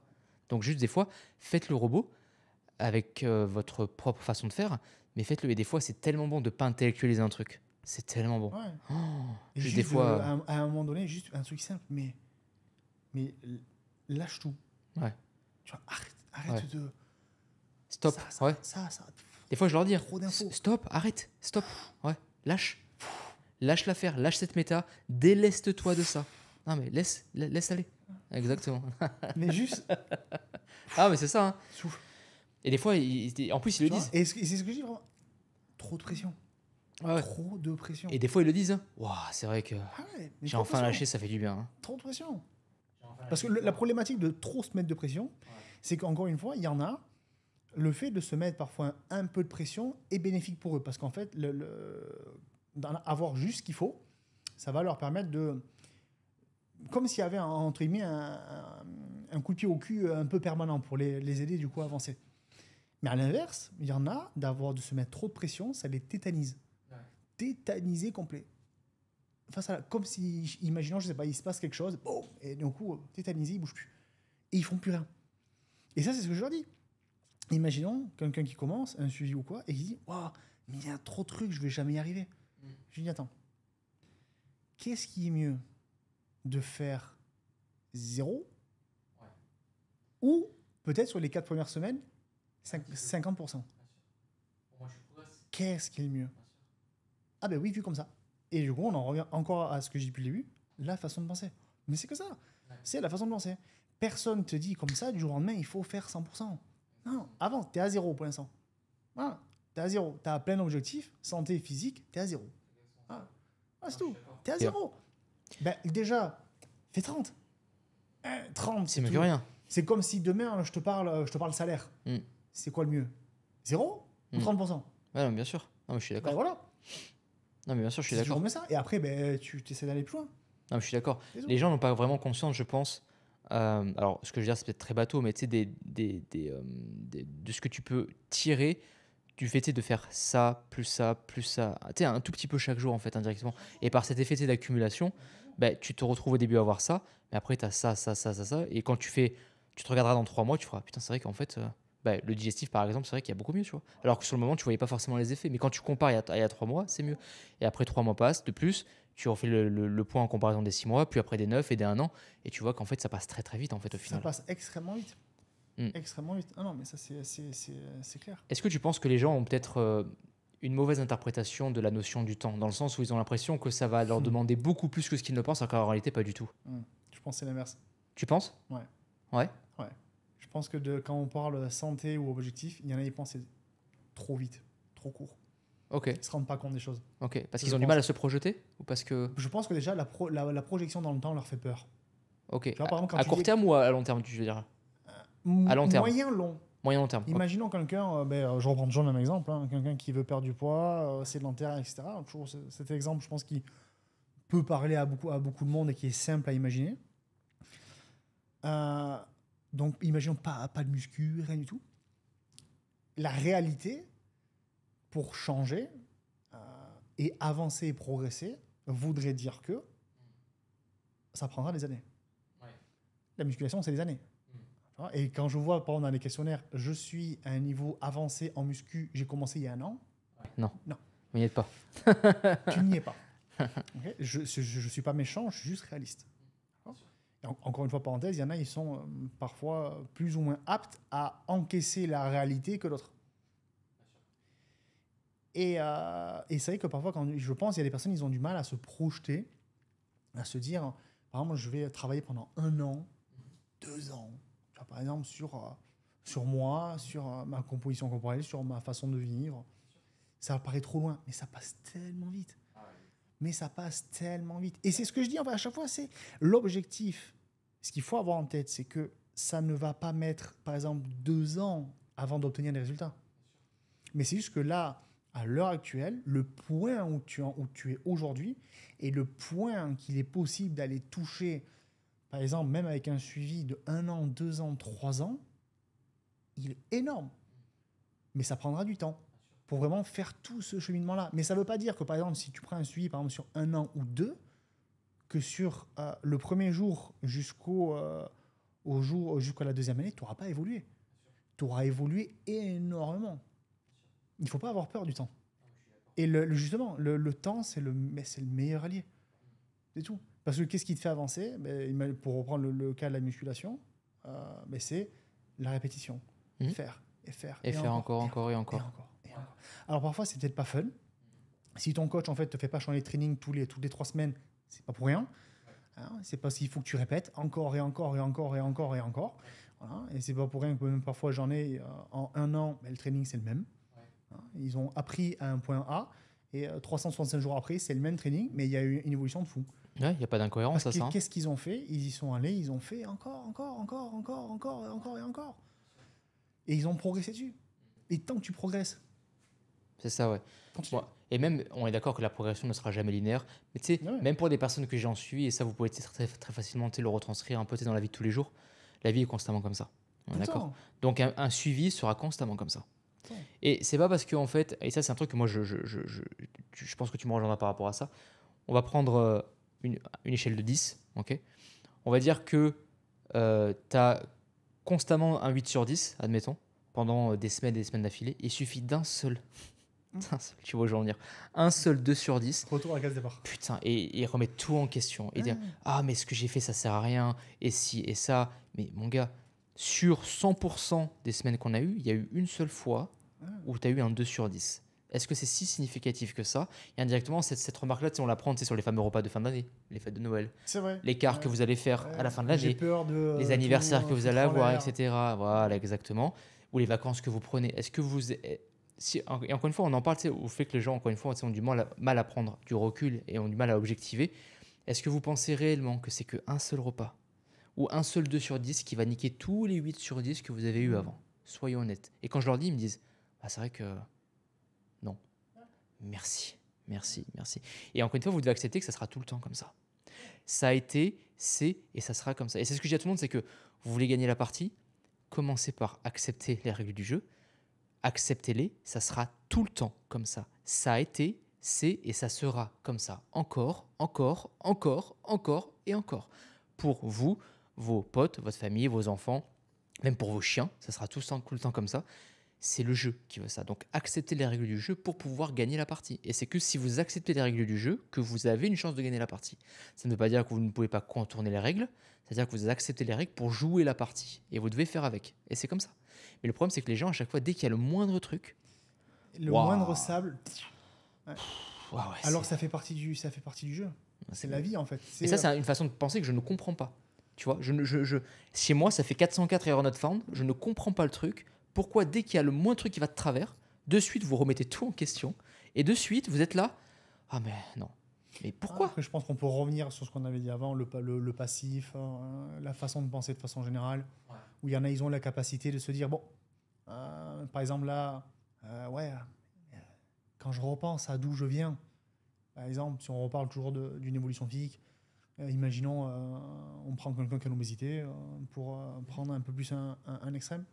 Et par exemple, quelqu'un qui est en obésité, qui a perdu une vingtaine de kilos, par exemple, et qui en a pris 3 pendant ses vacances. Et bien, pareil, on revient à ce que j'ai dit avant, pour la même péripétie, comment la personne va réagir? Façon numéro 1, pour moi qui est la bonne, écoute, 3, c'est pas grave, j'en ai déjà perdu 20. pendant les vacances, j'ai profité, j'ai fait la fête. Oui, j'ai surconsommé, mais c'est pas grave. C'était fun, j'ai pris du bon temps avec mes potes, c'était génial. C'était génial. Est-ce que je le regrette? Non. Est-ce que si je devais le refaire, je referais pareil? Oui. Et est-ce que maintenant, je peux reprendre le travail et continuer à avancer? Oui. Il y a cette façon de penser là, ou l'autre, oh, j'en ai perdu 20 et là j'en ai repris 3. Oh non, je suis nul, je ne vais pas y arriver. Et donc du coup, trop. Mais c'est exactement ça. Et en fait, c'est ce que je leur dis, c'est que, donc, tu sais, je reprends ton exemple, le mec qui en a perdu 20, il en a repris 3. On va dire qu'il en a pris 2. Les gars, c'est que 10%. Est-ce que c'est vraiment significatif 10%? Soyons honnêtes. Ah ben non, merci. Et en fait, je reprends l'exemple des repas de famille. Tu sais, ils sont tous là en train de dire ah, mais j'ai repris un peu de poids. Mon gars, concentre-toi, ça va bien se passer. Ça va très bien se passer. Sur 365 jours, et vous prenez cet exemple-là, hein, on va dire que on arrondit à 365. Vous mangez 4 repas par jour en moyenne. Okay, est-ce qu'encore une fois, est-ce que c'est un repas parmi les 365 fois 4 qui vont changer grand-chose? Non. Et encore une fois, je leur dis, apprenez à profiter du moment présent. Je crois que ça fait 0,4%, je crois. Oui, en plus j'ai fait un post, ça fait moins de 1%. Ouais, je crois que ça fait 0,4%. Ouais, ça fait moins de 1%. Parce que j'ai fait un post dessus. Et en fait, je leur dis, mais est-ce que tu as passé du bon moment avec des personnes que tu aimes, amis, famille, c'est dur à dire, mais on ne sait pas de quoi demain est fait. Tu ne sais pas si demain, la personne avec qui tu as bu un verre de vin va pas clapser d'un AVC, par exemple, ou d'un accident de voiture. On ne sait pas de quoi la vie est faite. Apprenez à profiter du moment présent. Ouais. Apprenez à le faire. Donc après, il ne faut pas aller sur un extrême en bien mode sûr, il faut doser. Fais tout et n'importe quoi. Bien sûr. Mais il ne faut pas, à un moment donné, c'est parce que tu as fait un repas comme ça. Et voilà, merci. Et du coup, apprenez à profiter de ça, du moment présent, parce qu'indirectement, là, ça vous permet de... Complètement. Ah, mais tellement, ouais, tellement. Et encore une fois, apprenez par contre à doser. Parce que moi, je pense qu'on est un peu dans un monde un peu d'extrême, dans le sens où si tu mets là, tu auras forcément un autre extrême pour compenser. Un exemple très simple, si vous êtes trop restrictif, vous allez forcément tout déboîter là. Ouais. Si vous êtes trop dans ça, vous allez forcément avoir un autre extrême pour compenser. Donc apprenez à... Tu manges trop peu de cales, il y a forcément un moment où tu vas tout dégommer parce que tu as besoin de cales. Bon, bref, apprenez à doser pour équilibrer. Complet. Et tu verras qu'indirectement, la réponse que tu vas amener à ça va être beaucoup moins virulente, beaucoup moins extrême. Et indirectement, la personne te dira après, et même vous direz après, ben en fait, j'ai kiffé le moment. J'étais pas en train de tout niquer ou de plus manger le lendemain ou de commencer à manger dans des séances de cardio à jeun pour tenter de compenser, etc. Et indirectement, en faisant ça, la pression que vous enlevez, elle est tellement énorme. Je pense qu'il y a vraiment un point qui est aussi extrêmement important, c'est d'accepter, de se dire que il peut y avoir des moments de moins bien. Bien sûr. Et c'est OK. Mais c'est les règles du jeu, c'est comme ça. Et c'est OK. Ouais. C'est OK, par exemple, de ne pas avoir envie d'aller s'entraîner. Mais bien sûr. OK. Bien sûr. C'est OK parfois de ne pas avoir envie de faire telle ou telle chose. C'est normal. Bien sûr. Parfois, tu vas pouvoir avoir, je sais pas, 15 jours, 3 semaines, 1 mois incroyable. Tu vas te sentir le roi du monde. Bien sûr. Dire putain, ça y est, je suis lancé. Et là, il va y avoir un grain de sable. Et on en revient encore pareil. À comment tu vas réagir par rapport au grain de sable. Et à ça, j'aimerais ajouter, en fait, je pense qu'aussi, pour le coup, les réseaux sociaux sont peut-être un peu une problématique parce qu'on montre constamment, on est constamment en train de surenchérir, de montrer ci et de montrer ça. La pseudo-perfection. Voilà, et on montre constamment de la performance, de la perfection, comme tu dis. On est toujours en train de pousser les choses à l'extrême, mais on ne montre jamais l'envers du décor. Et ça, encore une fois, je pense qu'indirectement, ça amène les gens dans un cercle de pensée qui n'est absolument pas sain, parce qu'ils disent putain, mais le mec il poste ça, il est tout le temps à fond, tout le temps à fond, tout le temps à fond, tout le temps à fond. Mais c'est faux. Mais c'est faux. Et c'est pour ça que moi, les vlogs au passage vont arriver sur YouTube pour montrer cette phase-là un peu l'envers du décor, où j'ai des scènes comme ça, où je suis fatigué, où j'en peux plus. Mais c'est pour montrer l'envers du décor et pour montrer que non, justement, ça c'est la réalité. Parce que la réalité, c'est comme ça. Bien sûr. Et ça, c'est comme les fameux What I Eat sur la journée. Je peux très bien. Il y en a plein qui font ça. On en connaît. Hein. Oui, mais regarde, elle mange parfaitement comme ça. Non. Là, tu as juste pris 3 shoots là, de 3 plats. Qui te dit qu'après son Pokéball, là, elle n'a pas fumé le placard? Bien sûr. Te le dit. Mais bien sûr. Je sais pas. Non, mais je suis entièrement d'accord. Et encore une fois, vous devez apprendre à prendre du recul par rapport à tout ça et à comprendre qu'encore une fois, c'est tout le temps comme ça. On ne vous montre que ce qu'on veut vous montrer. Et la réalité, n'oubliez pas que vous ne vivez pas avec ces gens-là. Vous n'êtes pas avec eux H24. Les réseaux sociaux ne sont pas la vraie vie. Ils ne montrent pas la vie des gens, même si des personnes font des vlogs, etc. On vous montre ce que l'on veut, le monteur montre ce qu'il veut, il coupe quand il veut, etc. On monte la vidéo comme on le veut, on poste la photo que l'on veut, on met le texte que l'on veut. etc., etc., etc. Et ça sera tout le temps comme ça, en fait. Ça sera tout le temps comme ça. Donc, prenez du recul. Ok, cette personne, ben, ça a l'air de plutôt bien se passer, tant mieux pour elle. Mais ne prenez pas comme content ce que vous voyez sur les réseaux. Parce que, encore une fois, on montre ce que l'on veut. Constamment, Et c'est constamment, pas parce constamment. que tu as quelqu'un qui est comme ça que tu dois être comme ça. Ouais, Parce exactement. que la personne, peut-être qu'elle, elle a une problématique dans tel domaine que toi, tu n'as pas, Mm. et que toi, tu as une problématique qu'elle n'a pas. Donc le contexte est différent. C'est ça. C'est tout. Et Ne parfois, vous- et c'est vrai que j'ai eu des cas comme ça qui me disaient ouais, mais Damien, toutes les évolutions que tu mets, il y en a, ils perdent Ouais. pas mal de ventre. Et moi, non. Attends. Juste, on va remettre les choses 2 secondes dans le contexte. Mm. On va pas comparer des personnes qui peuvent avoir un pourcentage de masse grasse avec 15-20% de plus que toi. Tu peux pas comparer quelqu'un, par exemple, une évolution de tour abdominal, par exemple, de quelqu'un qui a un tour abdominal de 120 à quelqu'un qui a un tour qui fait 64. Bien sûr.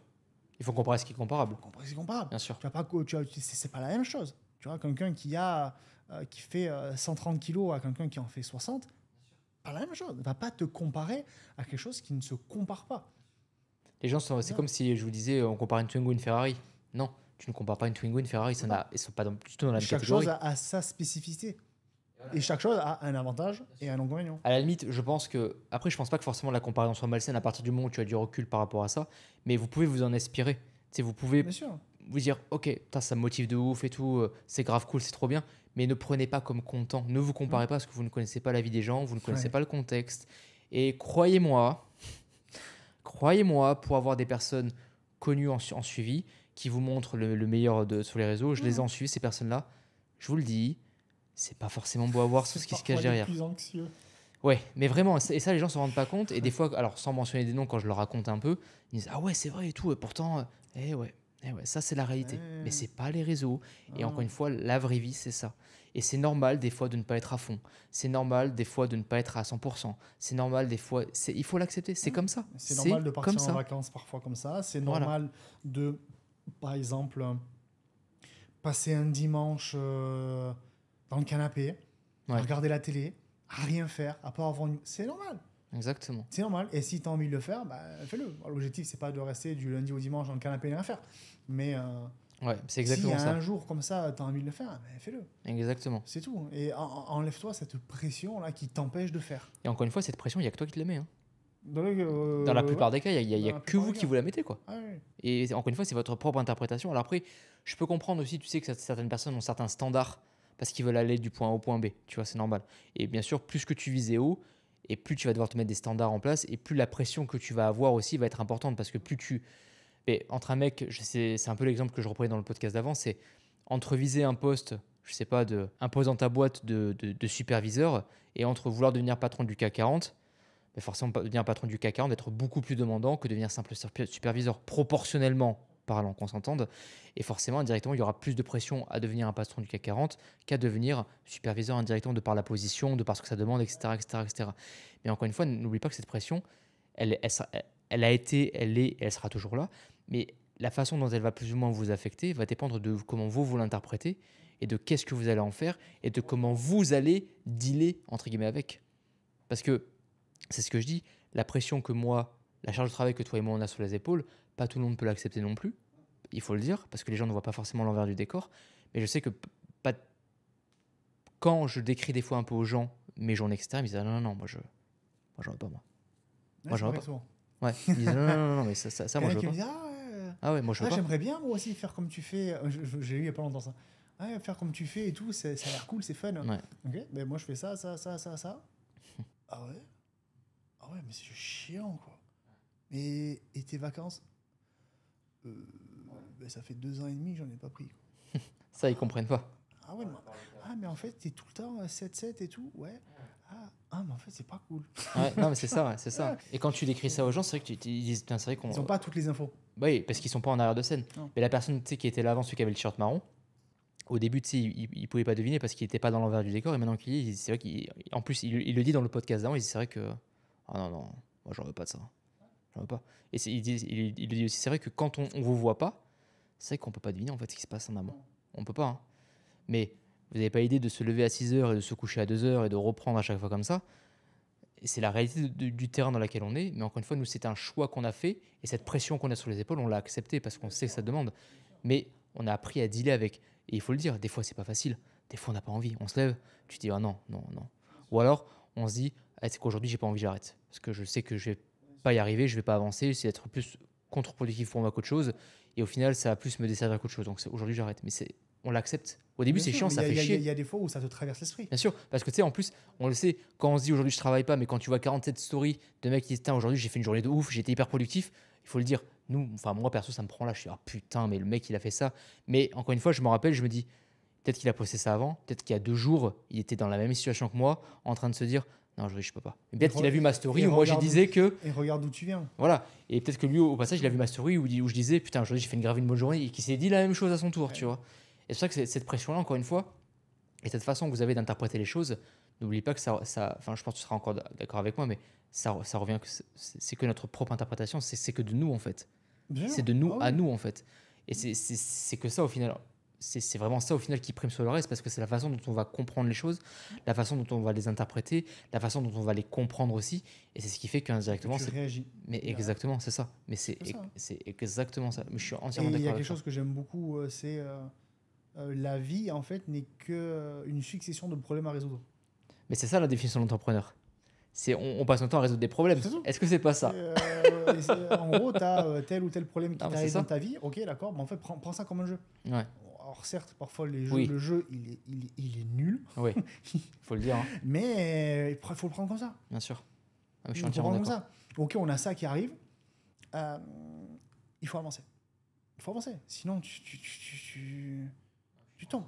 Et ça me fait penser à un cas que j'ai eu parce que, mine de rien, des 4 cancers, je commence à en avoir de plus en plus. Donc, je ne traite pas le cancer, d'accord ? Que les choses soient claires. On accompagne, on va dire ça comme ça. Essayer d'accompagner, parce que voilà, le cancer a de nombreux effets sur la physiologie, autant physique que mental, même au niveau biologique, énormément. Donc, essayer d'être en fait la micro-roue du carrosse pour essayer d'aider. Et dans certains cas, il y en a en suivi, ça va bien, et il y a un diagnostic de cancer qui tombe. Ça, j'en ai eu plusieurs. Il y a notamment une femme qui était alcoolique dans le passé et qui n'avait absolument pas toute la vision de la façon de penser qu'on parle depuis avant. Elle n'avait pas du tout ça. Pas du tout. Et donc, du coup, il y avait pas mal aussi de troubles du comportement alimentaire avec l'alcool, surpoids, obésité. Et donc, du coup, mon gros travail, ça a été sur ça. Vraiment sur ça. La refaçonner. La façon d'interpréter les choses et de réagir face aux événements. Elle a fait une évolution incroyable au niveau psycho. Incroyable.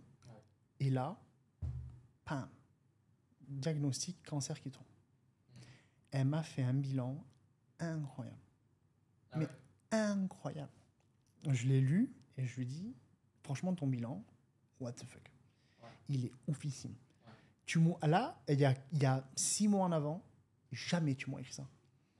C'est beau, hein. Mais elle m'a dit, techniquement, vraiment, je t'aurais écrit ça 6 mois avant, je me serais enterré.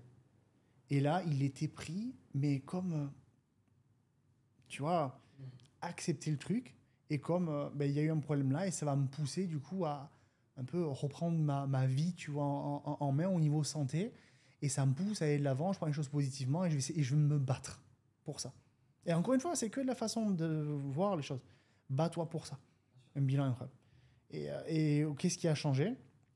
La façon de réceptionner les choses et de réagir par rapport à ça.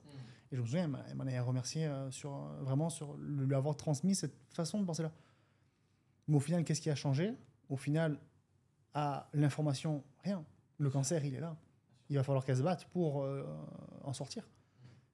Mais qu'est-ce qui peut changer ? Et la façon en fait qu'elle va réagir par rapport à cette... D'aborder le problème et de le... Bien sûr. C'est ça. Non, mais entièrement d'accord. Entièrement d'accord. Et c'est vrai qu'il y a trop de gens qui, dès qu'ils ont une problématique, rentrent dessus dans le pessimisme. Alors que des fois, tu sais, c'est trop soin, c'est un petit truc, mais ça prend des proportions des fois, tu te dis... Oui, dans certains trucs, c'est des tout petits trucs. Oui, bien sûr. Mais peut-être que en fait, les gens, ils ont tellement... eu de... Oui, de merde. Donc forcément, c'est ça, plus ça, plus ça. Il y a un moment, les touches humains, quoi, bien sûr. L'accumulation, en fait. L'accumulation qui fait que, en fait, à un moment donné, Ouais. Le moindre petit truc, poum, ça va pas. Non, mais je suis entièrement d'accord. Mais moi, je trouve ça dommage que dès qu'il y ait le moindre petit problème, et on reprend l'exemple que je donnais par rapport au 8 sur 10, etc. Dès qu'il y a le moindre problème, la vague de négativité, cette vague de pessimisme qui revient constamment, et à chaque fois, je suis là, mais non, non, non, tu peux pas interpréter les choses comme ça en sachant qu'il y a eu ça qui va bien, tu vois.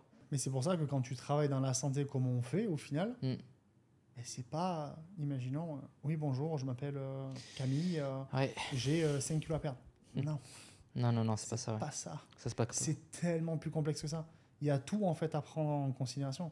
C'est pas juste un foutu chiffre sur une balance. Parce Non, mais qu'à je suis tous les d'accord. coups, à tous les coups, t'es -5, je te les fais faire et tu seras dans le même état psychologique. Bien sûr. C'est pas le but. C'est ça. Bien Il y a sûr. plein de choses à côté à changer. Non, mais je suis entièrement d'accord. Mais c'est vrai que les gens réagissent vraiment, je trouve en tout cas, ils réagissent vraiment de manière complètement disproportionnée comparaison à la problématique qu'ils peuvent avoir, tu vois, des fois. Ouais. C'est Trop, vraiment. ou genre- trop, Ouais, non, mais c'est ça. Tu as une problématique qui fait, on va dire, 1 sur 10, ils vont réagir 6 sur 10, tu vois. Mm. Je dis, mais non, non, essaie de réagir au moins à mesure d'eux, tu vois, enfin, au moins de manière égale. Mais pas arrêter d'extrapoler constamment les choses, arrêter de constamment de surenchérir le truc. C'est un truc, ça aussi, j'ai du mal à comprendre, tu vois. T'as ça, et les gens vont te faire ça. Non, mais attends, il y a un gap là entre le truc quand même. ouais. Et on en revient sur cette fameuse chose que les gens, encore une fois, je pense, encore une fois, ont vraiment un manque de maturité émotionnelle sur beaucoup de choses, ont un manque de recul, Recul. voilà, sur la façon de voir les choses. Alors que c'est ok, tu sais, des fois, d'agir sur l'instant T et de se laisser aller sur le coup de l'émotionnel. Bien sûr. Mais tu sais, quand tu prends du recul, tu te dis, ok, c'est vrai qu'en fait, au final, peut-être que c'est peut-être pas ça au final. Mais en vrai, peut-être que c'est ça en fait au final, tu vois. Bien sûr. Là, ça me fait penser à un cas de trouble du comportement que j'ai et que j'ai eu, que j'ai toujours. Mhm. Où une femme, elle faisait 5 compulsions alimentaires par semaine. 5. Donc en Tu fais fait, des crises. ouais, de boulimie. De boulimie vomitive. Ok. En fait, tu passes ta vie à faire ça. Mhm. 5 par semaine, c'est énorme. Oui, c'est Donc, presque tous les jours, quoi. Ouais, quasiment toujours. Et par exemple, sur je crois, la première semaine, je crois, pareil, toujours 5. Première semaine de suivi, 5. Et après, on baisse 4 et après 3. Ah, Et bah, donc, du coup, elle disait, ouais, tu vois, je suis dégoûté, j'ai C'est- quand même fait 3. Mais tu te rends c'est pas exactement compte du l'exemple que je truc, prends, C'est ouais. énorme. Je sais ça. T'es passé de 5 à 3. Et en 7 semaines, plus rien, 0. Non. Donne-moi le prénom d'un mec, là, le premier mec qui te vient en tête là. Peu importe. Un nom comme ça que je connais pas. Peu importe. Je sais pas, Kevin. Kevin, ok. Il y a un exemple que je prends très souvent, c'est par rapport à la bouffe et tu sais, quand les gens craquent indirectement. Donc on va reprendre l'exemple de Kevin. On va dire que Kevin, c'est un fumeur. Et tu vas voir où est-ce que je veux en venir. On va dire que Kevin, il fume depuis 30 ans. C'est gros tabagisme, vraiment hyper agressif, etc. Vraiment, genre, il va à la radio, on voit même plus les poumons, tu vois le truc. Ouais, vraiment. 2 paquets par jour. Quoi. Ouais, voilà. On peut même monter plus, admettons. Et on va dire que Kevin, tu sais, il arrive 1er janvier, nouvelle résolution, machin. Et il passe de 30 ans de tabagisme hyper agressif à quasiment 0 en un jour. Donc la première semaine, ça va. Kevin, il a encore tellement de nicotine dans le sang que ça va. Deuxième semaine, Kevin, il commence un peu à être un peu tendu, tu vois. Il est un peu comme ça, tu vois. Il se tourne un peu les pouces comme ça, tu vois. Troisième semaine, Kevin, c'est Gollum. Tu vois ce que je veux dire? Tu sais, il est comme ça, il se gratte un peu là. Il est là. Oh, mon précieux. On voit les clopes.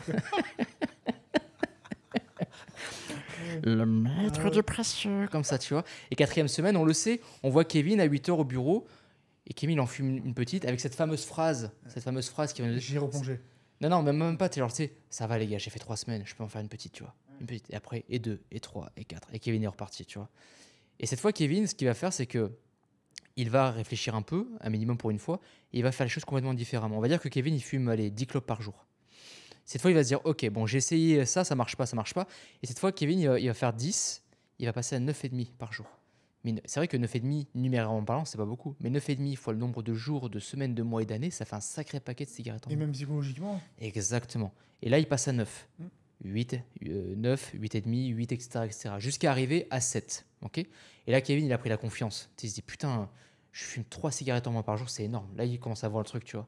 Et il se dit, putain, c'est vrai que 3 cigarettes en moins par jour, par semaine, par mois et par année, ça fait énorme. Et cette fois, Kevin, il prend la confiance.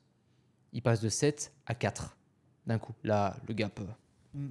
Donc là, Kevin arrive. Oh, le maître de précieux. Tu vois le truc un peu. Il arrive, il craque. Et là, il arrive 10, 15, 20 pour rattraper, pour compenser. Bref, il craque pendant plusieurs semaines. Et cette fois, au lieu d'appliquer la politique du foutu pour foutu, qu'est-ce qu'il va faire? Il va dire, ok, Là, j'ai réussi à franchir un step. Je suis passé de 10 à 7. Oh, incroyable. Donc, je vais reprendre. 10, 9,5, 9, etc. Et cette fois, il arrive à ce fameux gap, ce fameux 7. Et cette fois, au lieu de faire 7,4, il va passer de 7 à 6,5. Ça va être tendu. Parce qu'il voit que pour lui, c'est un peu, c'est un, peu un step qui est compliqué pour lui, tu vois. Et au lieu de faire 6,5 à 6, il va rester à 6,5 autant de temps qu'il lui faudra pour que ça se calme. Et même s'il craque, parce que ça va forcément arriver, et encore une fois, n'oubliez pas ce que je vous ai dit, si vous voulez gagner la partie, accepter les règles du jeu, vous allez forcément craquer. C'est pas obligatoire, mais ça va forcément arriver. Et donc, il passe de 6,5 à 6 en ayant craqué, mais c'est pas grave. Il a réussi à franchir le cap. Et il y arrive comme ça, 6,5, 5,5, 5, etc., jusqu'à complètement arrêter. Et peu importe le temps que ça va lui prendre, peu importe que ça soit des mois, des années pour certains, etc., il va quand même réussir à arrêter de fumer. Et c'est là, en fait, où je voulais venir faire, on peut faire le parallèle par rapport à là, tu sais, lorsque les gens craquent. Si vous craquez, c'est pas grave. Si, quand on reprend ton exemple à toi, elle passe de 5 craquages semaine à 3, mais ça fait 2 craquages en moins semaine, c'est fois le nombre de semaines à l'année, ça fait 52 fois 2, ça fait 104 craquages en moins. C'est énorme en vrai. C'est énorme. Et ça, les gens en fait ne se rendent pas compte de ce, des effets que ça, plus ça, plus ça, plus ça, plus ça. Parce qu'en fait, ils voient que sur du court terme, mais ils ne voient pas sur du long terme qu'il y a 104 craquages en moins à l'année. Et indirectement, c'est énorme. Ouais, et C'est ça énorme. sur juste 3 sur Et 3 bien sûr. semaines. Et donc après, si imaginons là, à ce moment-là, tu as quelqu'un qui te dit oui, en fait, tu es nul, ça marche pas, elle va repartir dans les 5. Mais sauf que si tu as quelqu'un qui t'explique du coup toute cette façon de penser qu'on développe depuis avant, tu relativises. Et après, au final, ça a avancé, ça a avancé. Et maintenant, 0. Ça fait quasiment 20 jours, plus une. Mais c'est énorme. C'est énorme. C'est énorme, bien sûr. C'est Et même énorme. si elle recraque, c'est pas grave. C'est pas grave. pas grave. Là, t'as fait un record. T'as fait 20 jours. grave. Alors oui, ça fait chier. Pas sûr, parce qu'elle a passé 20 jours. Forcément, elle aurait voulu faire 21 jours, admettons. Bien sûr. Mais c'est pas grave. Tu viens de faire 20 jours sans craquer. Oui. C'est Voilà. énorme. Et moi, c'est ce que j'explique constamment aux gens que j'ai en suivi. C'est si tu craques, c'est pas grave. On est humain. C'est pas grave. Un craquage ne va pas niquer l'ensemble des semaines qu'on a passées. D'accord. Et ça, encore une fois, les gens peuvent le retranscrire sur leur vie de tous les jours. C'est pas parce que vous avez une merde que ça va effacer tout ce que... Exactement, c'est ça. Ça efface pas. Exactement. Donc je pense qu'il faut être vraiment tenter d'arriver à rationaliser le truc, tu vois. Et vraiment, prenez du recul. Et c'est pas grave si vous avez des phases de down, encore une fois, c'est pas grave. C'est OK. Ça, c'est OK. C'est juste que c'est pas OK quand c'est. Bien sûr. Durant un temps extrêmement. Bien sûr. C'est OK. Long, mais dans un processus d'évolution X ou Y, c'est OK d'avoir des phases de mou, des phases de. Ouais. Où en fait tu brûles tellement que c'est incroyable, c'est le feu. C'est ça. Et ça peut arriver. C'est ça. Il faut accepter que parfois ça soit un petit peu. Non, c'est ça. Un petit peu en dents de scie et pas du linéaire non, mais comme ça. À 100% d'accord. 100% d'accord. Acceptez ça. Encore une fois, j'insiste, si vous voulez gagner la partie, commencez par accepter les règles du jeu. Et les règles du jeu, c'est que c'est comme ça. Ça sera tout le temps comme ça. Donc si vous voulez la gagner... Et une règle, foutez-vous la paix. Ouais, foutez-vous la paix. Très très beau mot pour finir. Ouais. Est-ce que tu as un petit mot de la fin que tu aimerais... Foutez-vous la paix. Foutez-vous la paix. Je pense que c'est pas mal. Ouais. Je pense que pour finir, c'est pas mal. Foutez-vous la paix, clairement, ouais. Et accepter des fois que, encore une fois, c'est OK de pas être OK. Exactement. C'est OK de pas être OK. Acceptez-le. C'est OK de pas faire... Ouais. De ne pas suivre le plan voulu à l'instant T. Et je vous le dis, parce que Damien et moi, on pratique quand même le coaching un peu en extrême, un peu en termes d'heures. Il y a des fois, on n'a pas envie.